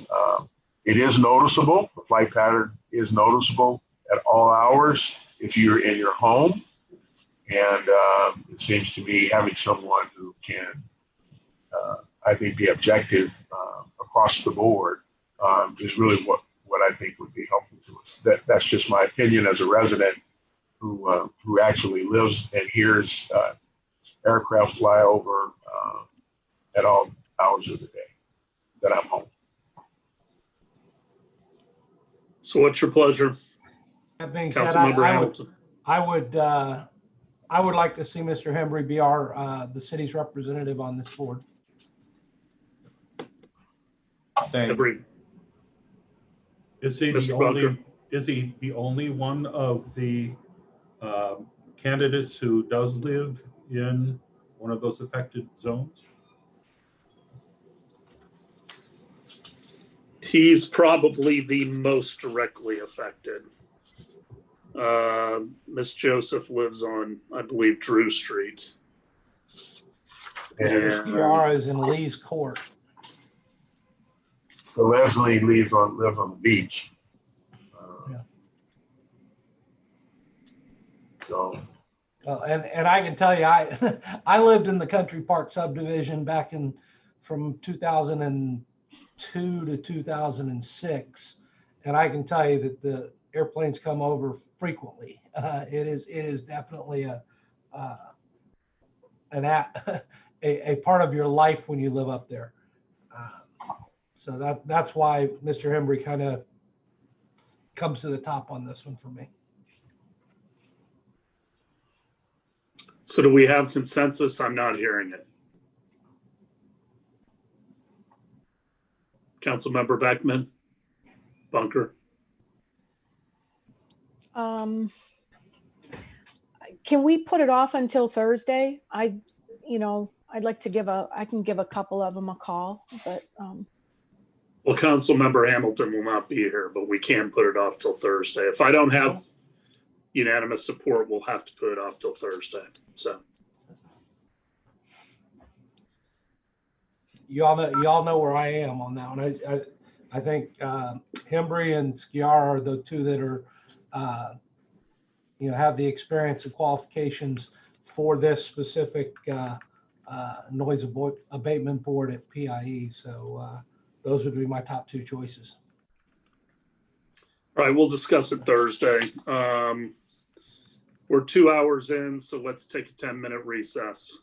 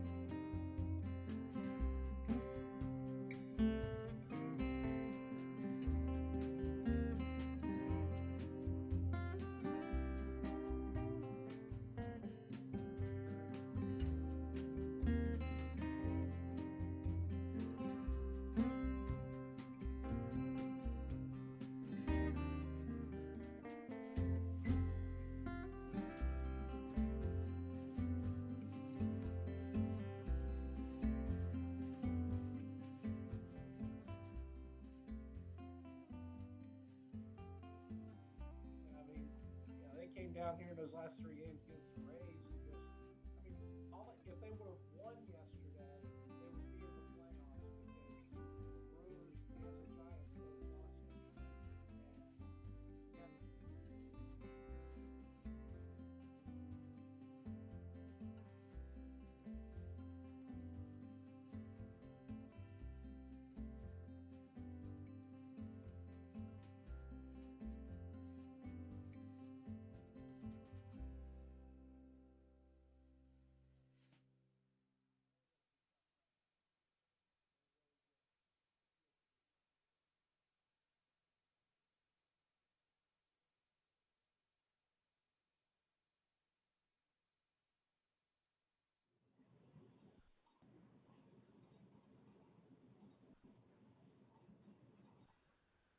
And I didn't see anybody,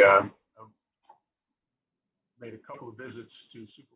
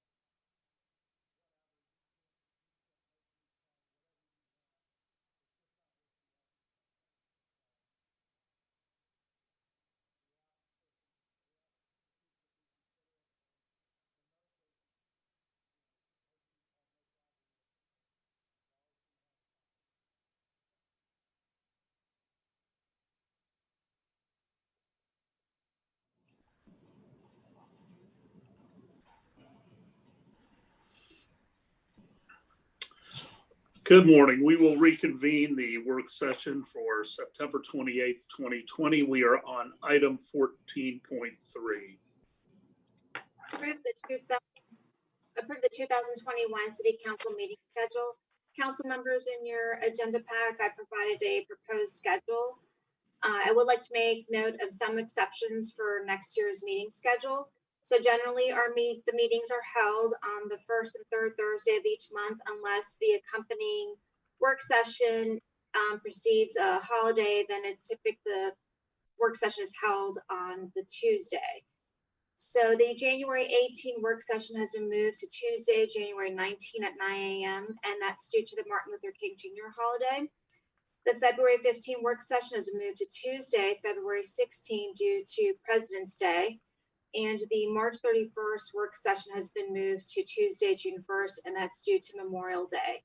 A couple of other exceptions, the schedule has not been modified to address any conflicts at the Florida League of Cities annual conference or legislative conference, as those events have not been scheduled yet. If there are any conflicts, then I will come back to council and ask for the schedule to be adjusted accordingly.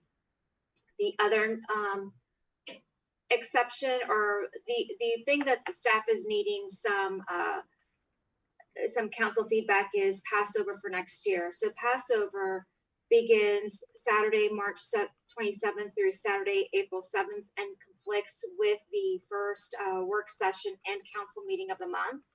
And staff is seeking council guidance in terms of, do you wish to keep the work session council meeting as scheduled, or do you wish to reschedule it? If you reschedule it for the following week, then keep in mind, then the following week after that, we'll have a normally scheduled work session and council meeting. Are there any questions?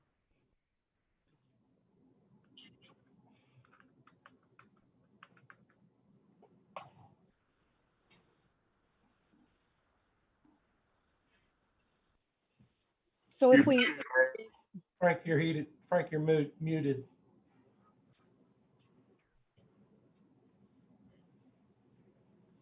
Thank you, Lloyd. Questions? Councilmember Beckman. so if we move the March 27th, the Passover week, then that means we'd have two work sessions and city council sessions in a row, back-to-back weeks. Is that correct? Have we done that before? No, we have not. The other option is not hold that work session or council meeting, but that would be for council to decide. So just do one meeting in March and make it bigger? Or we could just leave it the way it is and meet during Passover. Correct? I don't think we should meet over Passover personally. I think we ought to be sensitive to people that may want to come to the meeting. So I'd rather move it and have back-to-backs or combine March into a single meeting and understand that it's going to be, you know, significant. Do we want to make, because right now we're scheduled for one meeting in July and one meeting in December, which is what we've normally done. Do we want to add a second meeting to say the month of July? Of course, that would be. Well, first of all, you won't be here, so. In July, why wouldn't I? Oh, that's right. It's 2022. I'm not pushing you off too soon. You trying to get me? You trying to get rid of me? What's going on? Where am I gonna be? Damn. But I mean, we could go. You know, it would be July 5th. We'd have a work session.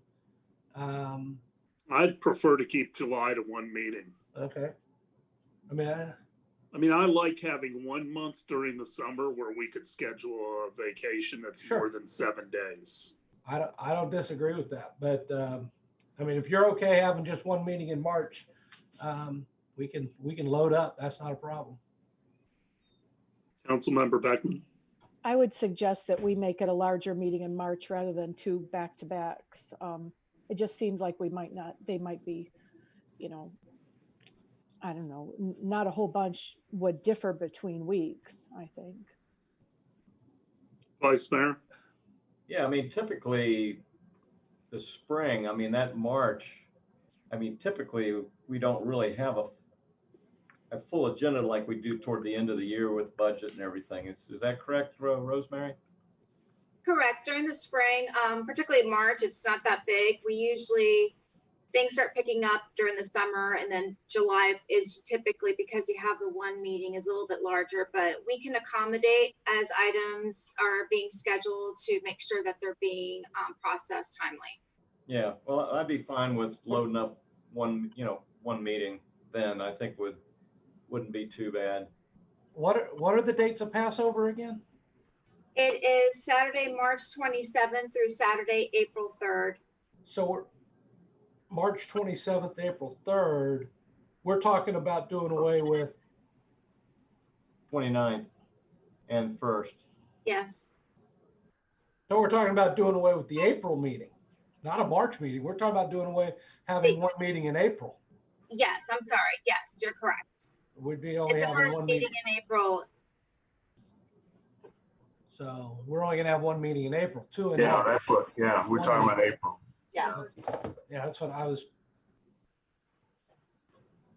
So, I mean, if you guys, if everybody's okay with, loading up on one meeting in April, we can do that. That's not a problem. I'm fine with that. I am. Okay. Councilmember Bunker? I'm ready to come anytime, anywhere. So whatever you folks decide is fine with me. Okay, well then we'll move it to one meeting. Item 15.1, Ms. Aiken. Council, that is your fairly normal emergency proclamation and resolution. We will be talking to Chief Graham to discuss with him proclamations of emergency going forward. Right now, you are confirming the last one that occurred last week. So we will have more information for you Thursday night about going forward proclamations. Any questions on that at this time? Okay. Any questions on second readings? All right, item 16.1. Discussed request for permanent closure of the 400 and 500 blocks of Cleveland Street. Mayor, council, assistant city manager Micah Maxwell and staff have been working internally to prepare for this discussion. They've also met with representatives from the downtown Clearwater Merchants Association. In my opinion, it's been a very good engagement. And it's my understanding that we put this off to allow the DCMA reps to be present because they wanted to be present. They asked us to push it off until Thursday night so they wouldn't have a chance to comment. So with that said, Mr. Maxwell. Yes, sir. Micah Maxwell, Assistant City Manager. In June, as you know, the city received a request from the Downtown Clearwater Merchants Association to consider a permanent closure for the 400 and 500 blocks of Cleveland Street. We reviewed a number of factors, which we've included in your backup materials. We do have a code section, which we've also attached, that speaks to 3909. I'm sorry, 3-909 is also attached to your backup materials. That allows for businesses to use the sidewalk portion of the right-of-way on Cleveland for sidewalk cafes under certain parameters, but not within the roadway. That has been extended to the roadway during the pandemic based on the state emergency declarations. Of course, Friday's announcement of our move to phase 3 may have an impact on that. We have not had any time to review that to see if there is. Certainly something we will be looking into.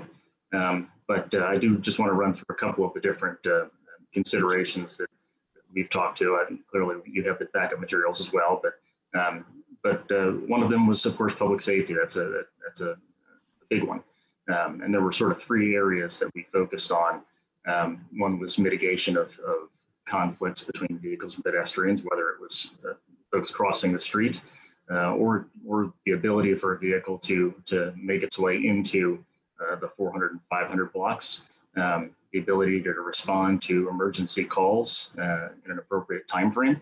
Of course, the placement of structures along those roadways may have impact to our ability to do that, and also the fire code, the ability to get close enough to a building to properly, protect it, or for there to be infrastructure that that the buildings have to be able to allow them to be appropriately protected. We do need to have a more comprehensive review of the surface level infrastructure to determine, some of the improvements that may be needed to deal with ADA issues or the stormwater conveyance system. That's another important consideration.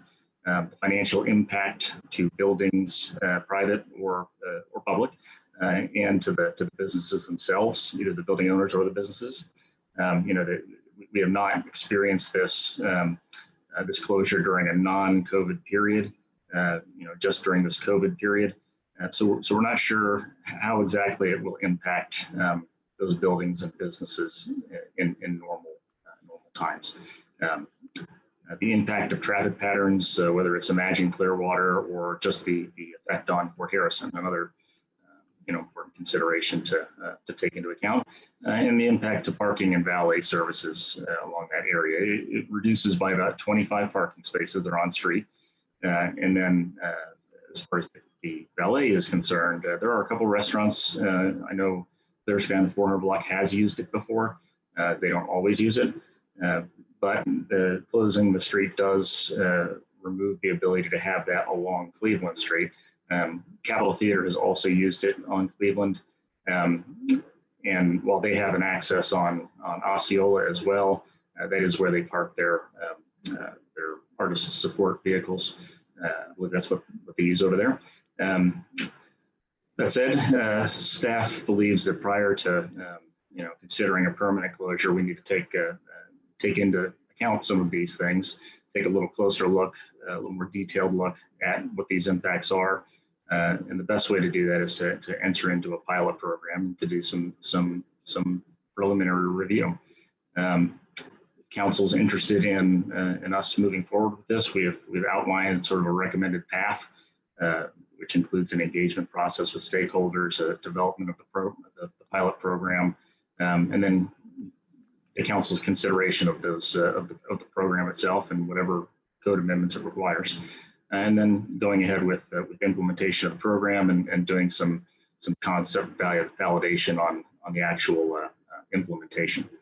The DCMA, as Mr. Horn expressed, has been working with us on this as well. They expressed support for the pilot program approach, and we plan to carry this over to the Thursday meeting to allow them to provide some feedback as well, because I know they cannot do that. With that, I'll take any questions. Again, there's backup material that is much more detailed than what I've just expressed.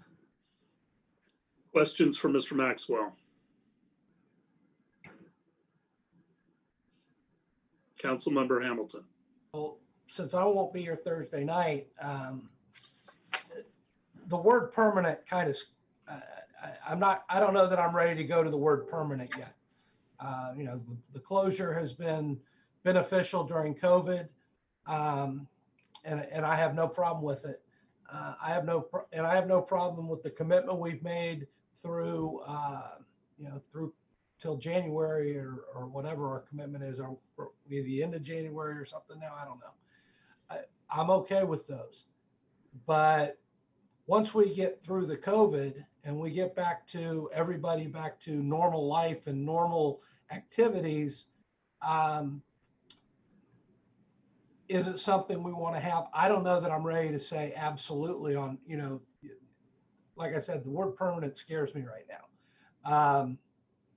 It's, you know, as far as like Clear Sky, as Micah was referring to, Clear Sky can't do, I'll guarantee you, Clear Sky has no problem trading off some valet parking for about 8 or 9 more tables out on the street that they can serve and generate revenue from. So, you know, that's not like it's a sacrifice, but it's,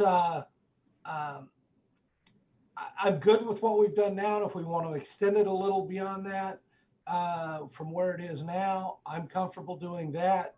But based on, you know, COVID and getting back to real life, I think we need to evaluate some more things once we get to that point, rather than just automatically saying we're going to make a permanent closure of these 2 blocks. Vice Mayor and then Councilmember Beckman. I've been floating this idea since I was on the DDB. And you know, we've had a chance now with COVID to actually see this implemented. We've kind of had our little test market on it, and it's just received A+ from everybody. Now, I've talked to a lot of the merchants there. My concern originally was, well, maybe we ought to see how the serviceability of the different businesses and how that affects it. But to the T, everyone that I've talked to says that's not a problem. If we have to get, you know, we'll bring it in, and if we can have the extra seating in the street, it's been well received by the community as well.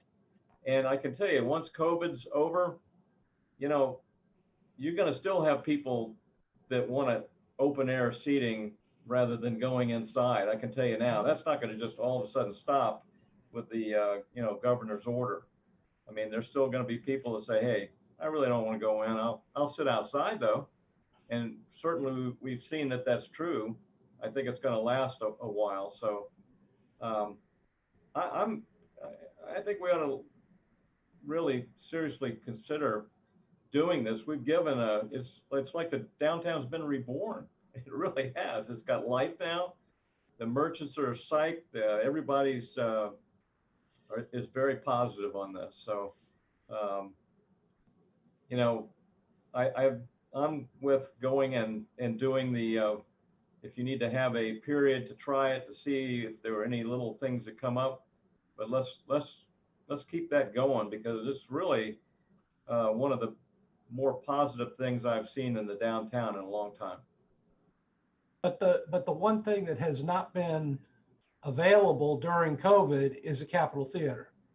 That's not been the Capitol Theater has not been a factor in this at all.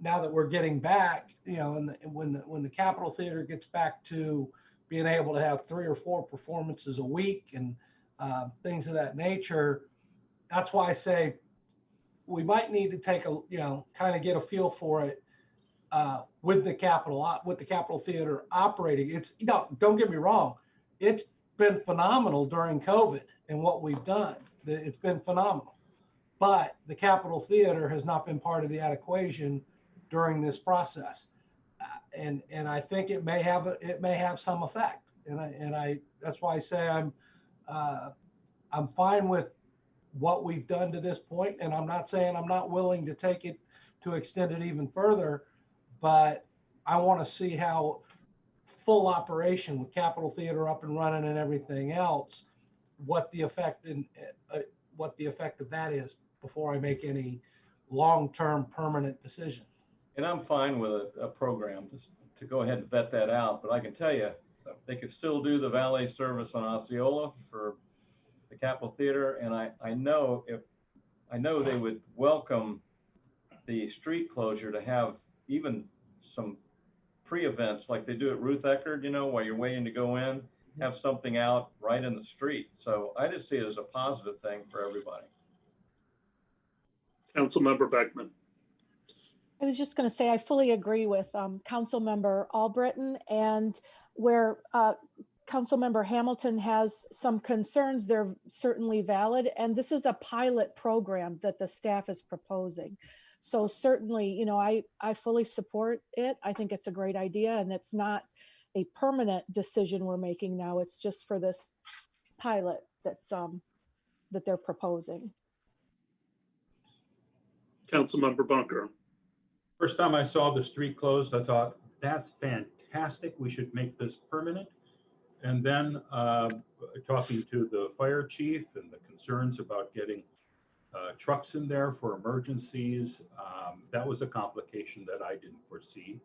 So I think as we bring life back to downtown, I'd like this to be permanent. And as more blocks come to life, I'd like to make it like the 3rd Street Promenade in Santa Monica, where it was a true destination. But the pilot program, I think, is necessary for us to really consider all of those other issues that we're not thinking about when we only think about, oh, the restaurants have more seating and more people are sitting outside. That's nice. But there are other issues that we need to take into consideration. Well, I support us going forward. I think it has benefited the downtown significantly.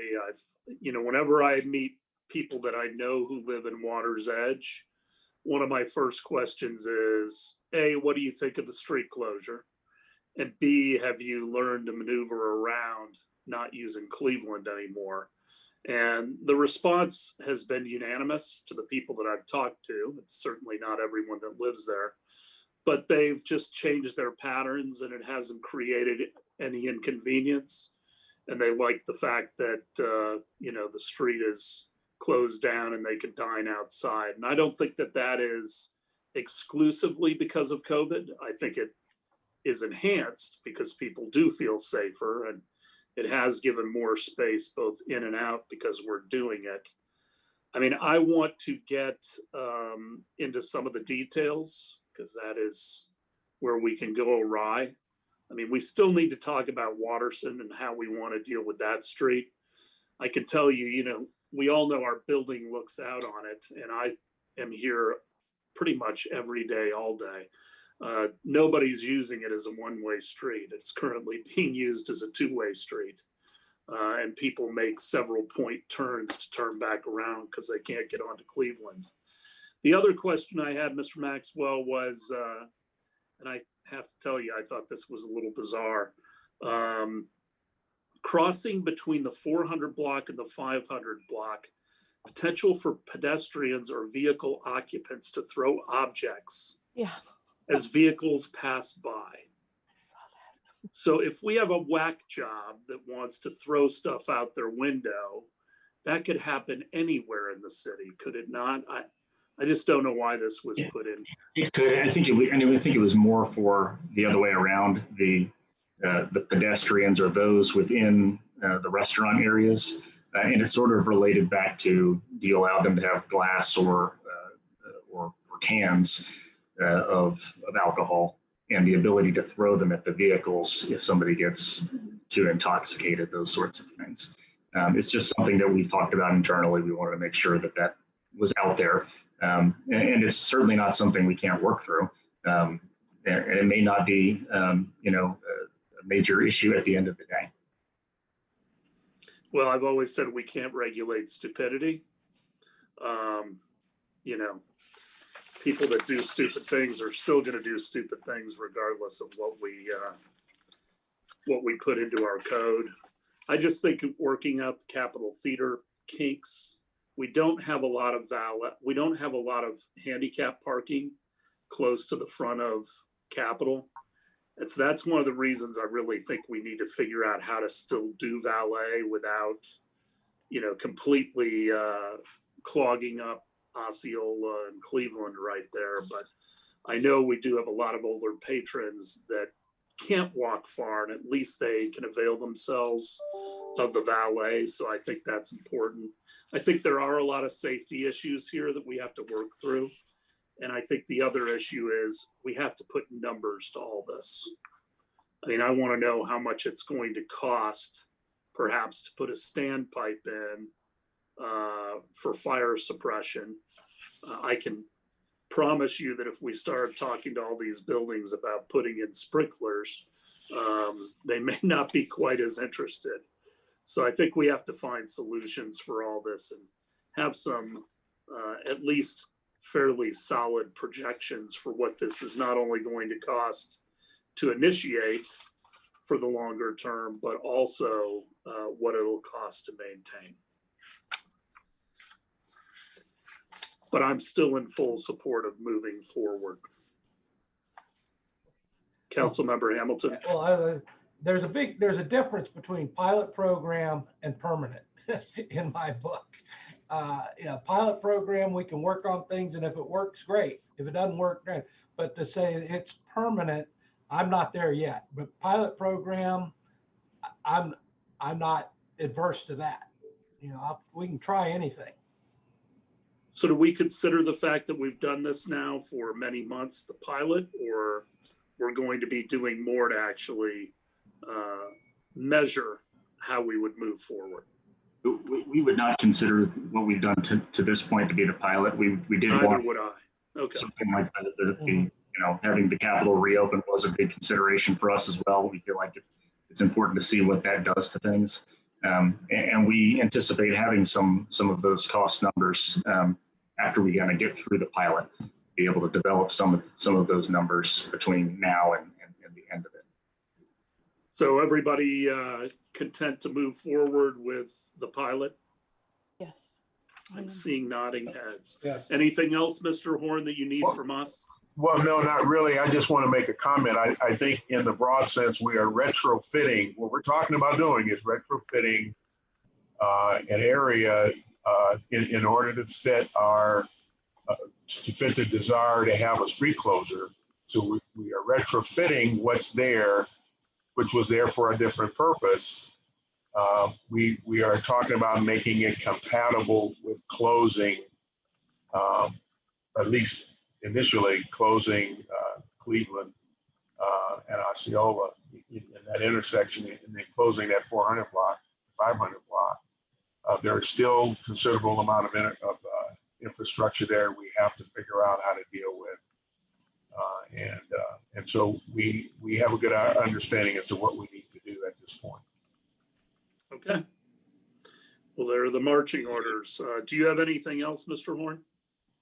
No, I do not. Ms. Aiken? Yes, sir. Okay, council discussion items.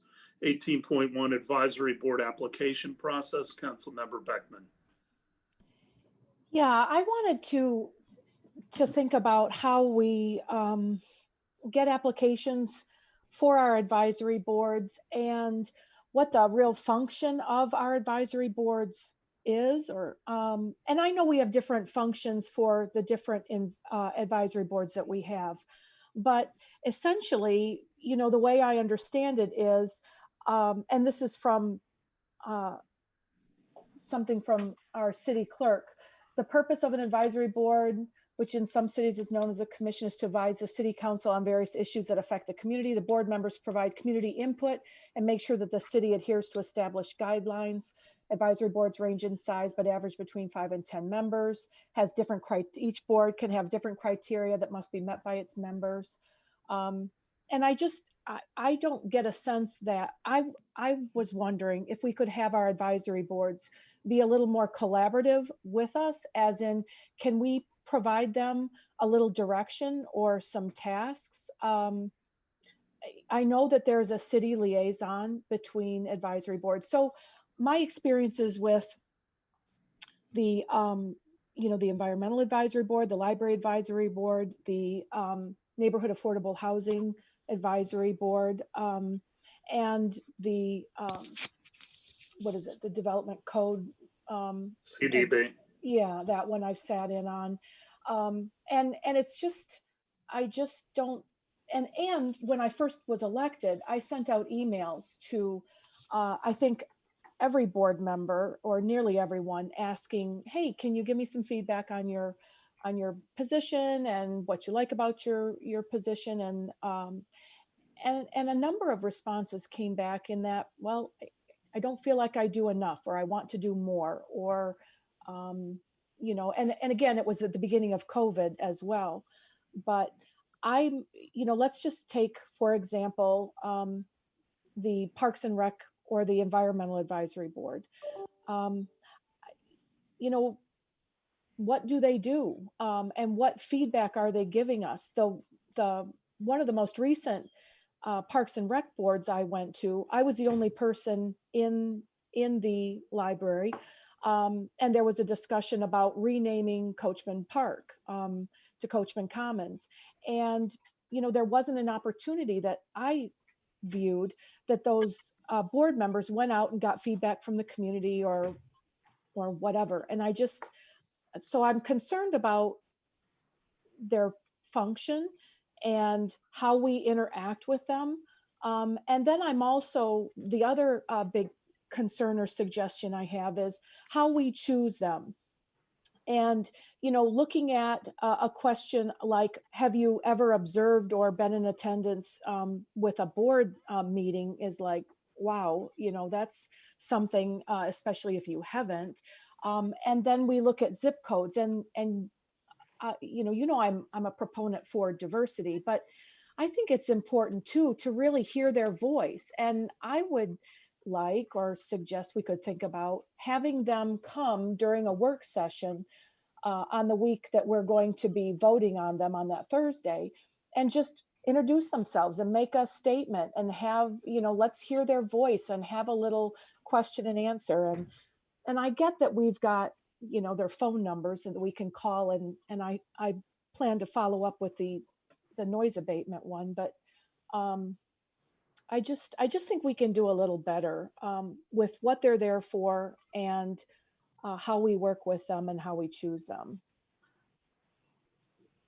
Any you know, do you guys have similar thoughts, or is it working for you? Especially, you know, people who have served, how do you interact with the advisory boards? Do they offer a lot of advice? Do you take it? Do you collaborate? Vice Mayor. Well, I think you bring up some valid points. You know, I watched a Parks and Rec board about a year ago, and the people were frustrated. They said, you know, gee, we came up with some ideas, but nobody really wanted to hear what we wanted to say. And I thought, boy, that's really not good. I mean, and they were all thinking, well, why are we here? You know, I haven't seen any of that since that time, but I thought that's not really good for an advisory board not to be listened to. So I do think we need to listen more, maybe do a better job of listening to what they have to say, because it's the interaction of our community with our different departments. How we go about that, I'm not sure. I mean, when we get back to a normal situation where we're on the dais, and we can have people come in, I'm for that. If they really would like to be on the board, I think face-to-face is always a good idea, you know, to get to know somebody. And if they really want the job or they don't, you're going to figure that out better in person than with a, you know, with a form, you know. Well, and I would say too, along with that, that if they feel like they're not listened to, yes, that's some of the feedback I got.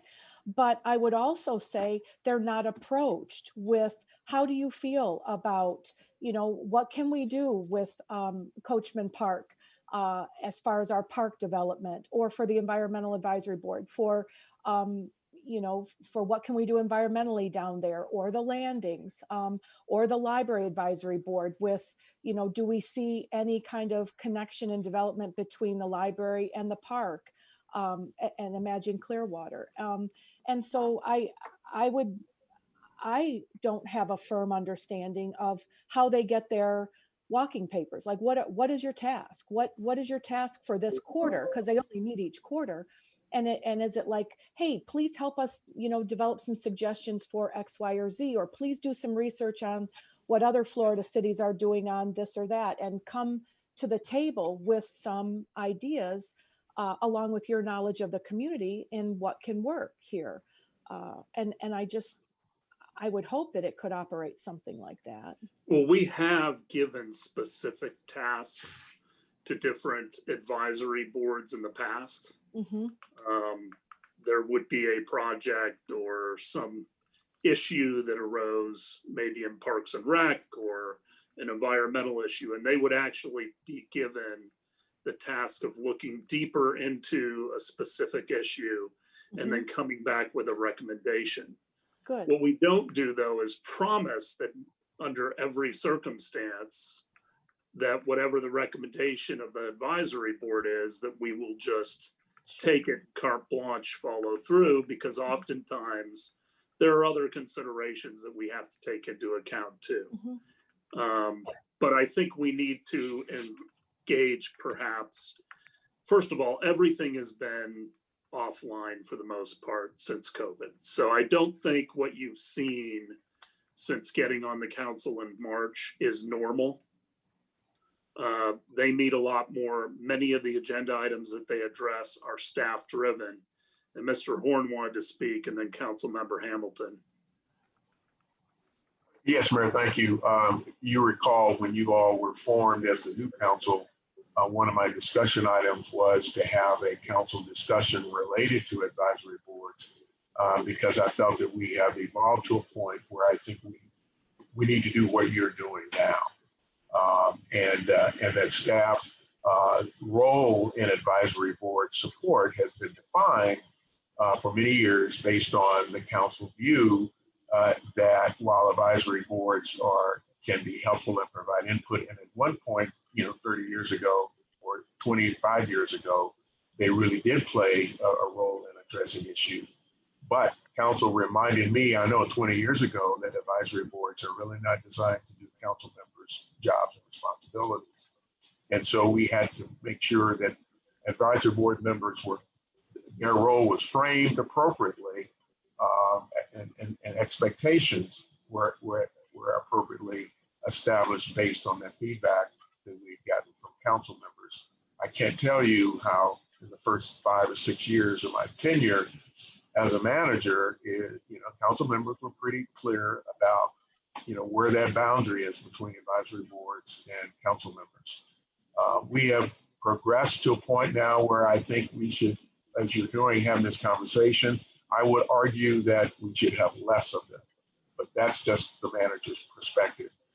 Mayor, I thought maybe you might want to make this part of your discussion topics. This would certainly lend itself, but the issue of getting more work out of advisory boards will speak to how much staff support you're expecting us to provide them. And that is of concern to me. Council members typically go out and recruit advisory board members and set those expectations. And I'm not sure we've defined, just exactly how you all want that to occur.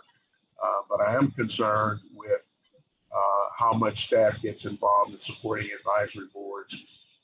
And when advisory board members do express certain perspectives that are not within the framework of what's in the code and what their role is, it is appropriate for staff to advise them that that's probably something that we can't do.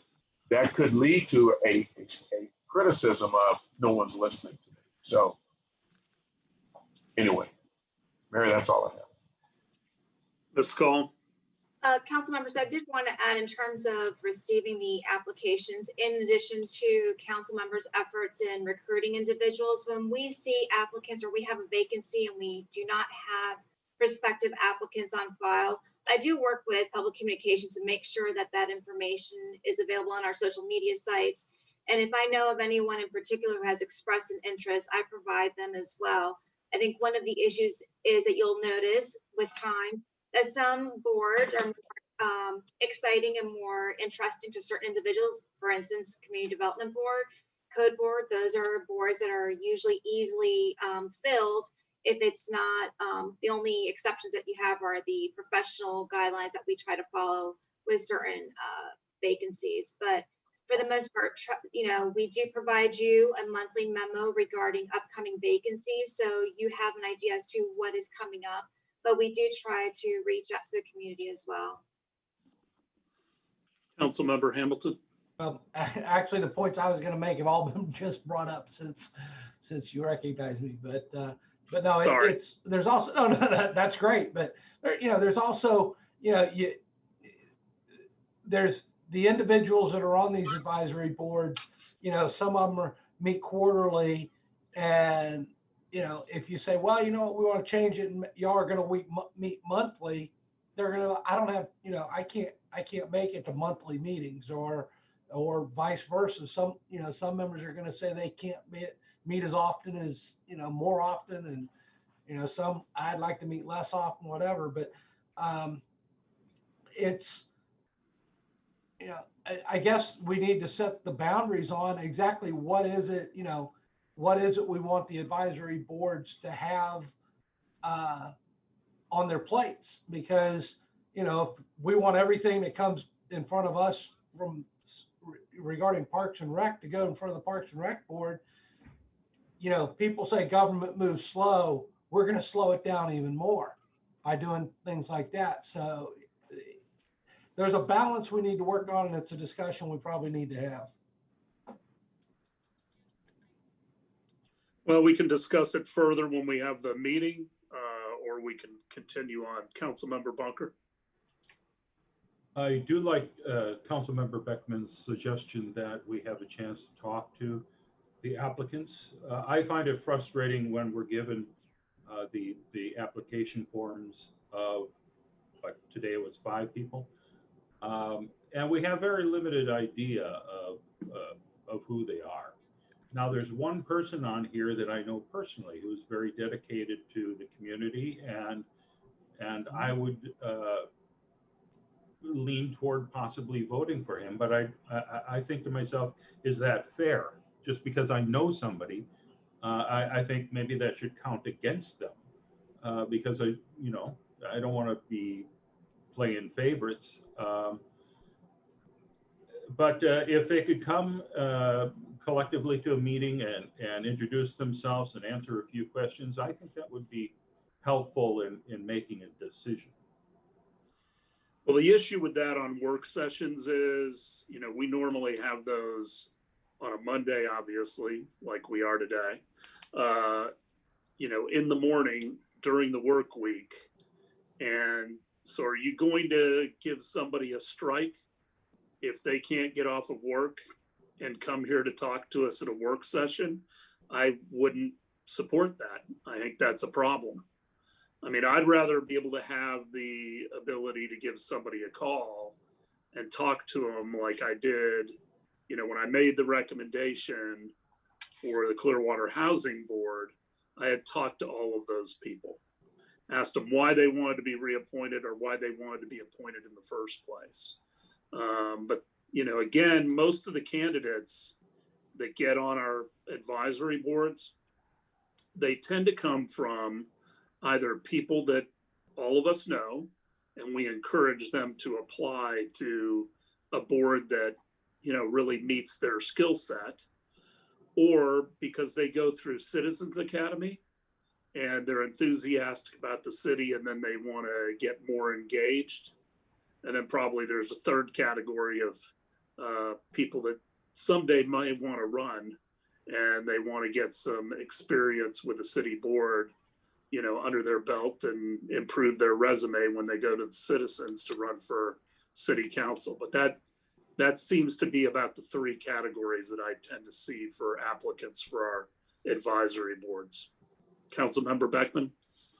I would say, if you're suggesting that it would be difficult for applicants to these boards to come to our work session at 9 a.m. on a Monday, well, a number of these boards meet at really inopportune times. At 3 o'clock in the afternoon for the Environmental Advisory Board, or at 9 a.m. or 10 a.m. for the Library Advisory Board or the Affordable Housing Advisory Board.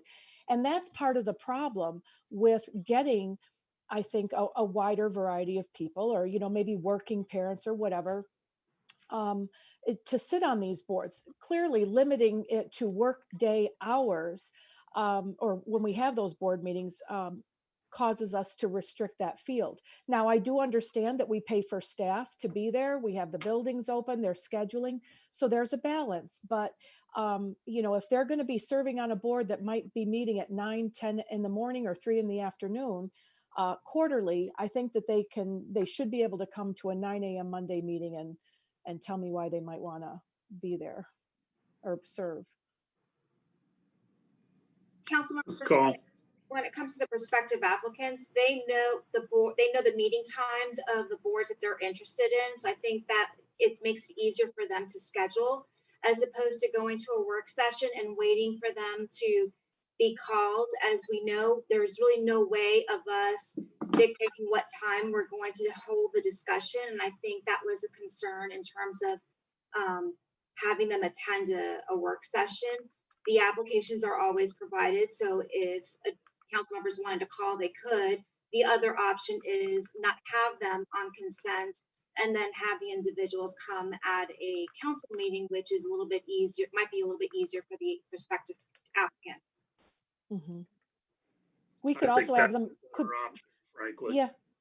Yeah, but I think, asking them more personal questions or whatever at a city council meeting might be a little different. But if we had them on the work session, if we had them right at 9 a.m. at the beginning, we could, kind of guarantee them a closer time frame.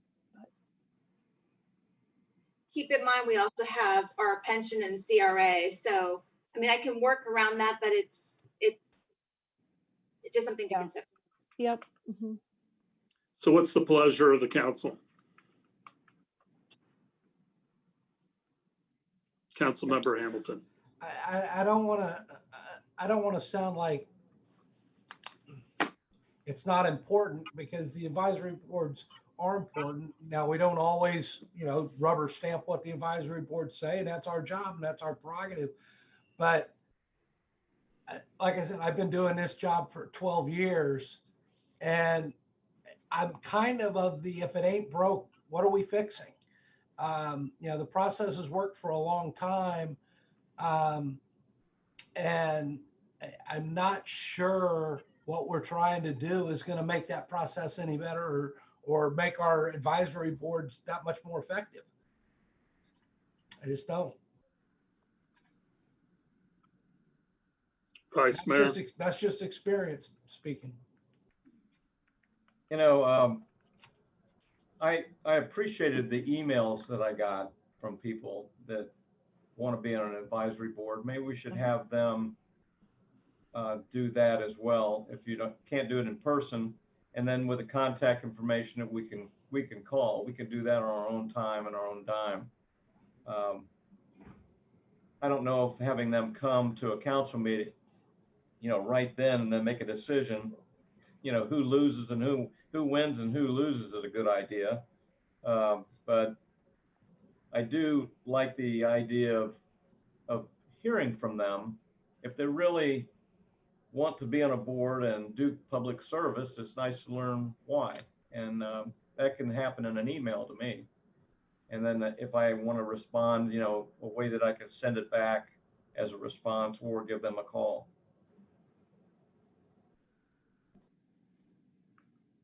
Councilmember Bunker.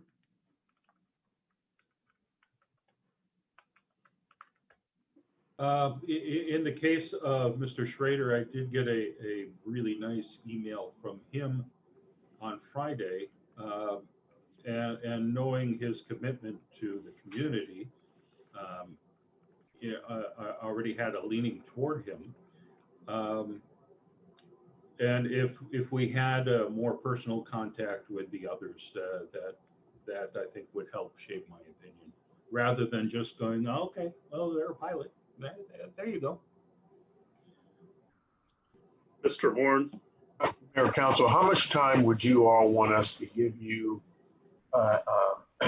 in order to contact the applicants? If you have one or two members, it's easy to do it if you're getting it at a work session, and you can contact them by Thursday. But if you're given a number higher than that, do you feel like you need more time? And Rose and I can work out a schedule to give you more time to make those personal contacts. I'm good with a week. I mean, give me a week where I can contact if I need to. Okay. I'm fine with a week. Councilmember Hamilton. I'm fine with a week too, but I mean, up until now, it's kind of like, again, from an experience standpoint, there's never been anything to preclude anybody who wants to be on an advisory board from contacting us. I mean, the email, we all received an email from Sean Schrader regarding the airport abatement assignment. There's nothing to preclude any of these applicants from reaching out to us personally either. So, yeah, Sean is an exception to the rule basically, because very few people have done that. But again, it's a two-way street. Are we the ones that's supposed to reach out? Or, if they're truly interested in being on it, they have every opportunity to tell us how interested they are. So, Councilmember Beckman. I think that's kind of the point. They have every opportunity to reach out to us. And I just find that application really cursory. And I think the applicants can do far better as for why do you want to serve or what do you bring to it or whatever. I was thinking that if we saw them in person, we could have a little different judgment, and engage them in a conversation about what they understand or what they'd like to do, or, what creative ideas are you going to bring to this board? I mean, there's, a lot of the responses are, I have time now to give back to my community and I'd like to do that. Well, like, blah, what is that? What does that even mean? I feel like an English teacher. Where are your details, supporting details, examples? I mean, I don't know. And then to go, I can and have not picked up the phone and called applicants in the past to have a conversation or sit down with them in person sometime. COVID, you can't do that, but I just thought it'd be easier and more efficient to have them come before a work session, give them 2 minutes. We get to, whatever. It's in the whole scheme of things, it's not, a huge issue but it's a place I think that we can do better and be better served and get more done. I'm not hearing any consensus so far. It's okay. Yeah, that's fine. I mean, I think probably what we need is people's phone numbers so that the council members can do their own due diligence and reach out to people as your process. I mean, I talk to people when they're applying for boards and find out why. And hopefully, in most cases, we know who they are. But we can continue this at our other council work session when we get together. But I'm not really hearing any direction from anybody on this that's unanimous.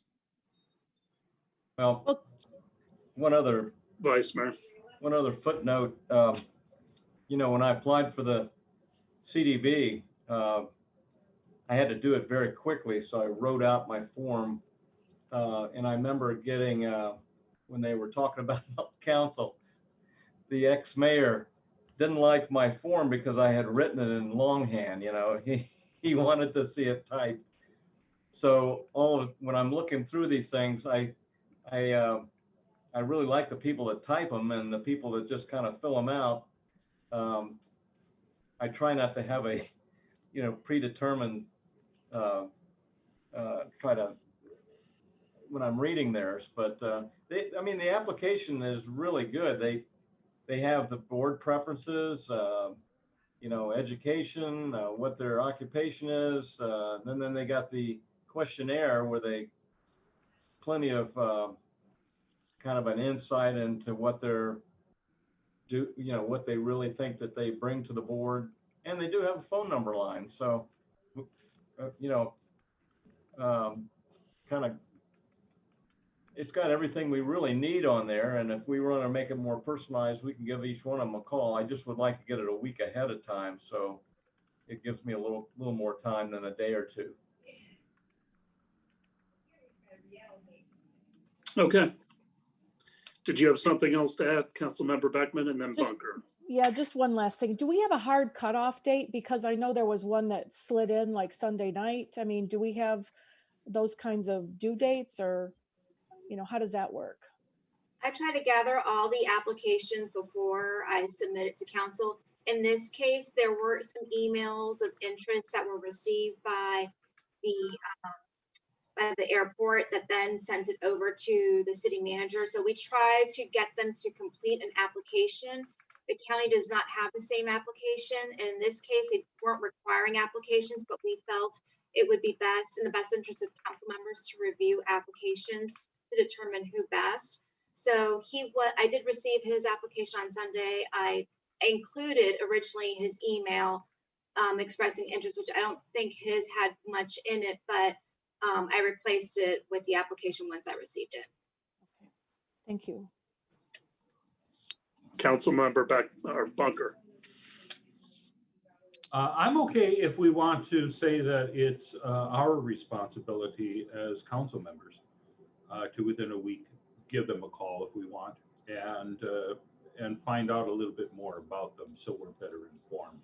If we can't bring them to a meeting on one Thursday night and then vote 2 weeks later on it,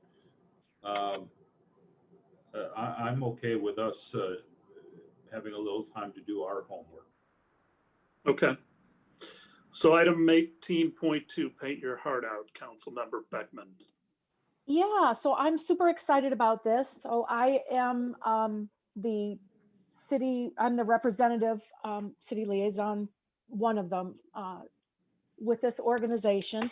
And it's Paint Your Heart Out. It's a volunteer organization comprised of the city of Clearwater, local businesses, community groups, and concerned citizens. We had our first meeting on Friday, or I think it was Thursday, or maybe it was it was last week. It was Wednesday. That's right. I got it in my notes. They've been around since 1991. And one day a year, this organization helps disadvantaged homeowners and the elderly by coordinating supplies and volunteer labor to paint the exteriors of their homes. And to date, this organization has painted over 300 homes in Clearwater. So last Wednesday, I attended our first Zoom meeting where we decided that the date of this year's event will be November 14th. It's a Saturday. There will be COVID protocols. The hours of participation are from 9:30 to 11 a.m. All the work sites are within Clearwater. And the reason I'm mentioning it today's work session is because I've been asked to formally invite each member of the city council to participate in this. And in particular, our council member Hamilton and Albritton and Bunker are invited to go to a site and help paint a house and promote it. And then Mayor Hibbard, they're asking if you can, and you're probably used to this because you've been mayor before, but they're asking you to travel and visit the sites during that morning hour. So you won't really be working, but you'll be going out and meeting the volunteers and taking a picture and supporting their efforts. So I told the group on Wednesday I would bring it up during our work session to invite you. And if people want to volunteer in the community, they can email, it's PYHOC, that stands for Paint Your Heart Out Clearwater, and it's PYHOC, paintmyhouse@gmail.com. And I'll be there. I'll be at one of the sites with a paintbrush. And I guess I understand that in the past, they've had a big pizza party or food celebration after, and they are not going to do that this year because of COVID. But there will be these goodie bag, grab bags for volunteers to take after they're finished painting. And the group is really going to limit the number of volunteers, like 3 per side of a house, so that people can be spaced out and have masks on and be safe. So it's November 14th, Saturday, 9:30 to 11 a.m. And you're all invited. Well, I never missed one, so I'm not going to good. miss this one either. Great. And I'm sure the other council members will be participating, but it'll be a shame that we don't gather the way we normally do down at Coachman Park afterwards, because that's always a fun time of fellowship. But in the abundance of caution, I think that's wise that the committee's made that decision. Yeah. So Well, any good. other Thank you. comments from council members? Nope. Okay, next item, 18.3, resolution on HUD proposed rule.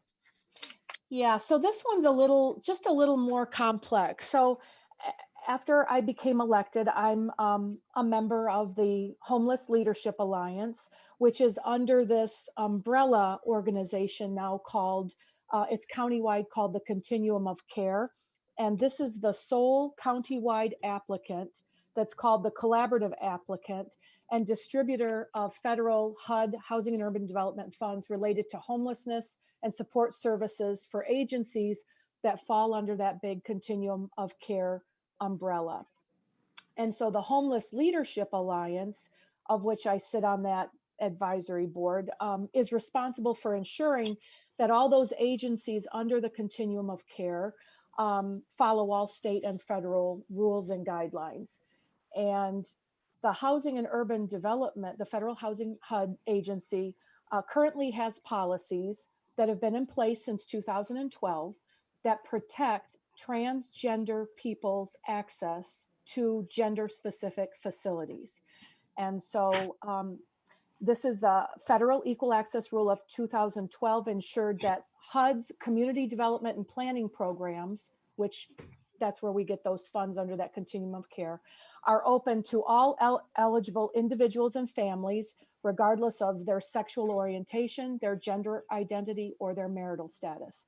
So that was in 2012. And then in 2016, the Federal Equal Access Rule was further clarified that these protections were granted to an individual based on their, and this is key, on their self-expressed gender identity. So these are transgender people who may present as female, but biologically, they may be male. So that's what was affirmed in 2016.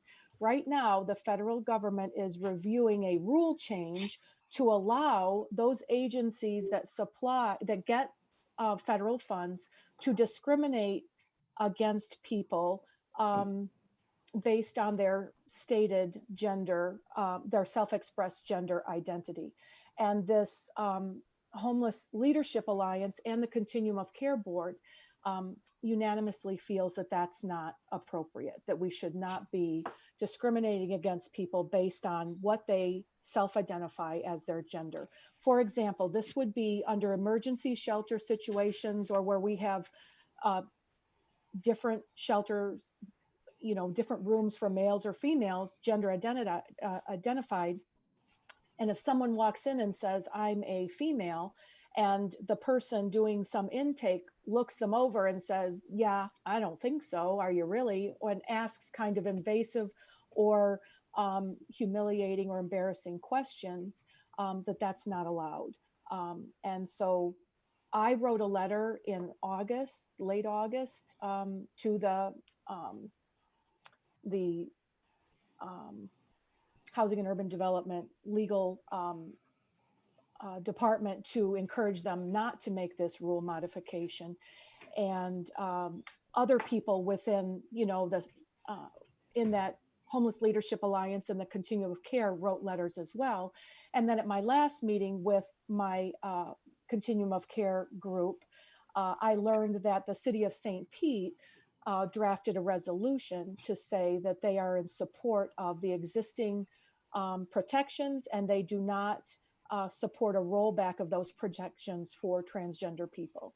And so I have that language from the city of St. Pete, their resolution. I shared that with our city attorney, and I was just hoping that we as a city could make a similar resolution statement that we are fully in support of equal rights and protections for transgender individuals in our community. Are you done? Yeah, sorry. No, I don't mean it like that. Miss Yeah. Aiken had something to add, so Oh. I didn't want to cut you off, so I'm trying. It's okay. Okay. We did follow up on that, Councilman, and I did want to let you know that the comment period on the rule has closed. So the last date for comment on that rule was September 22nd. And I believe that St. Pete's resolution was done prior to that date and was sent in prior to that date. But if we did a resolution, we have missed the comment period.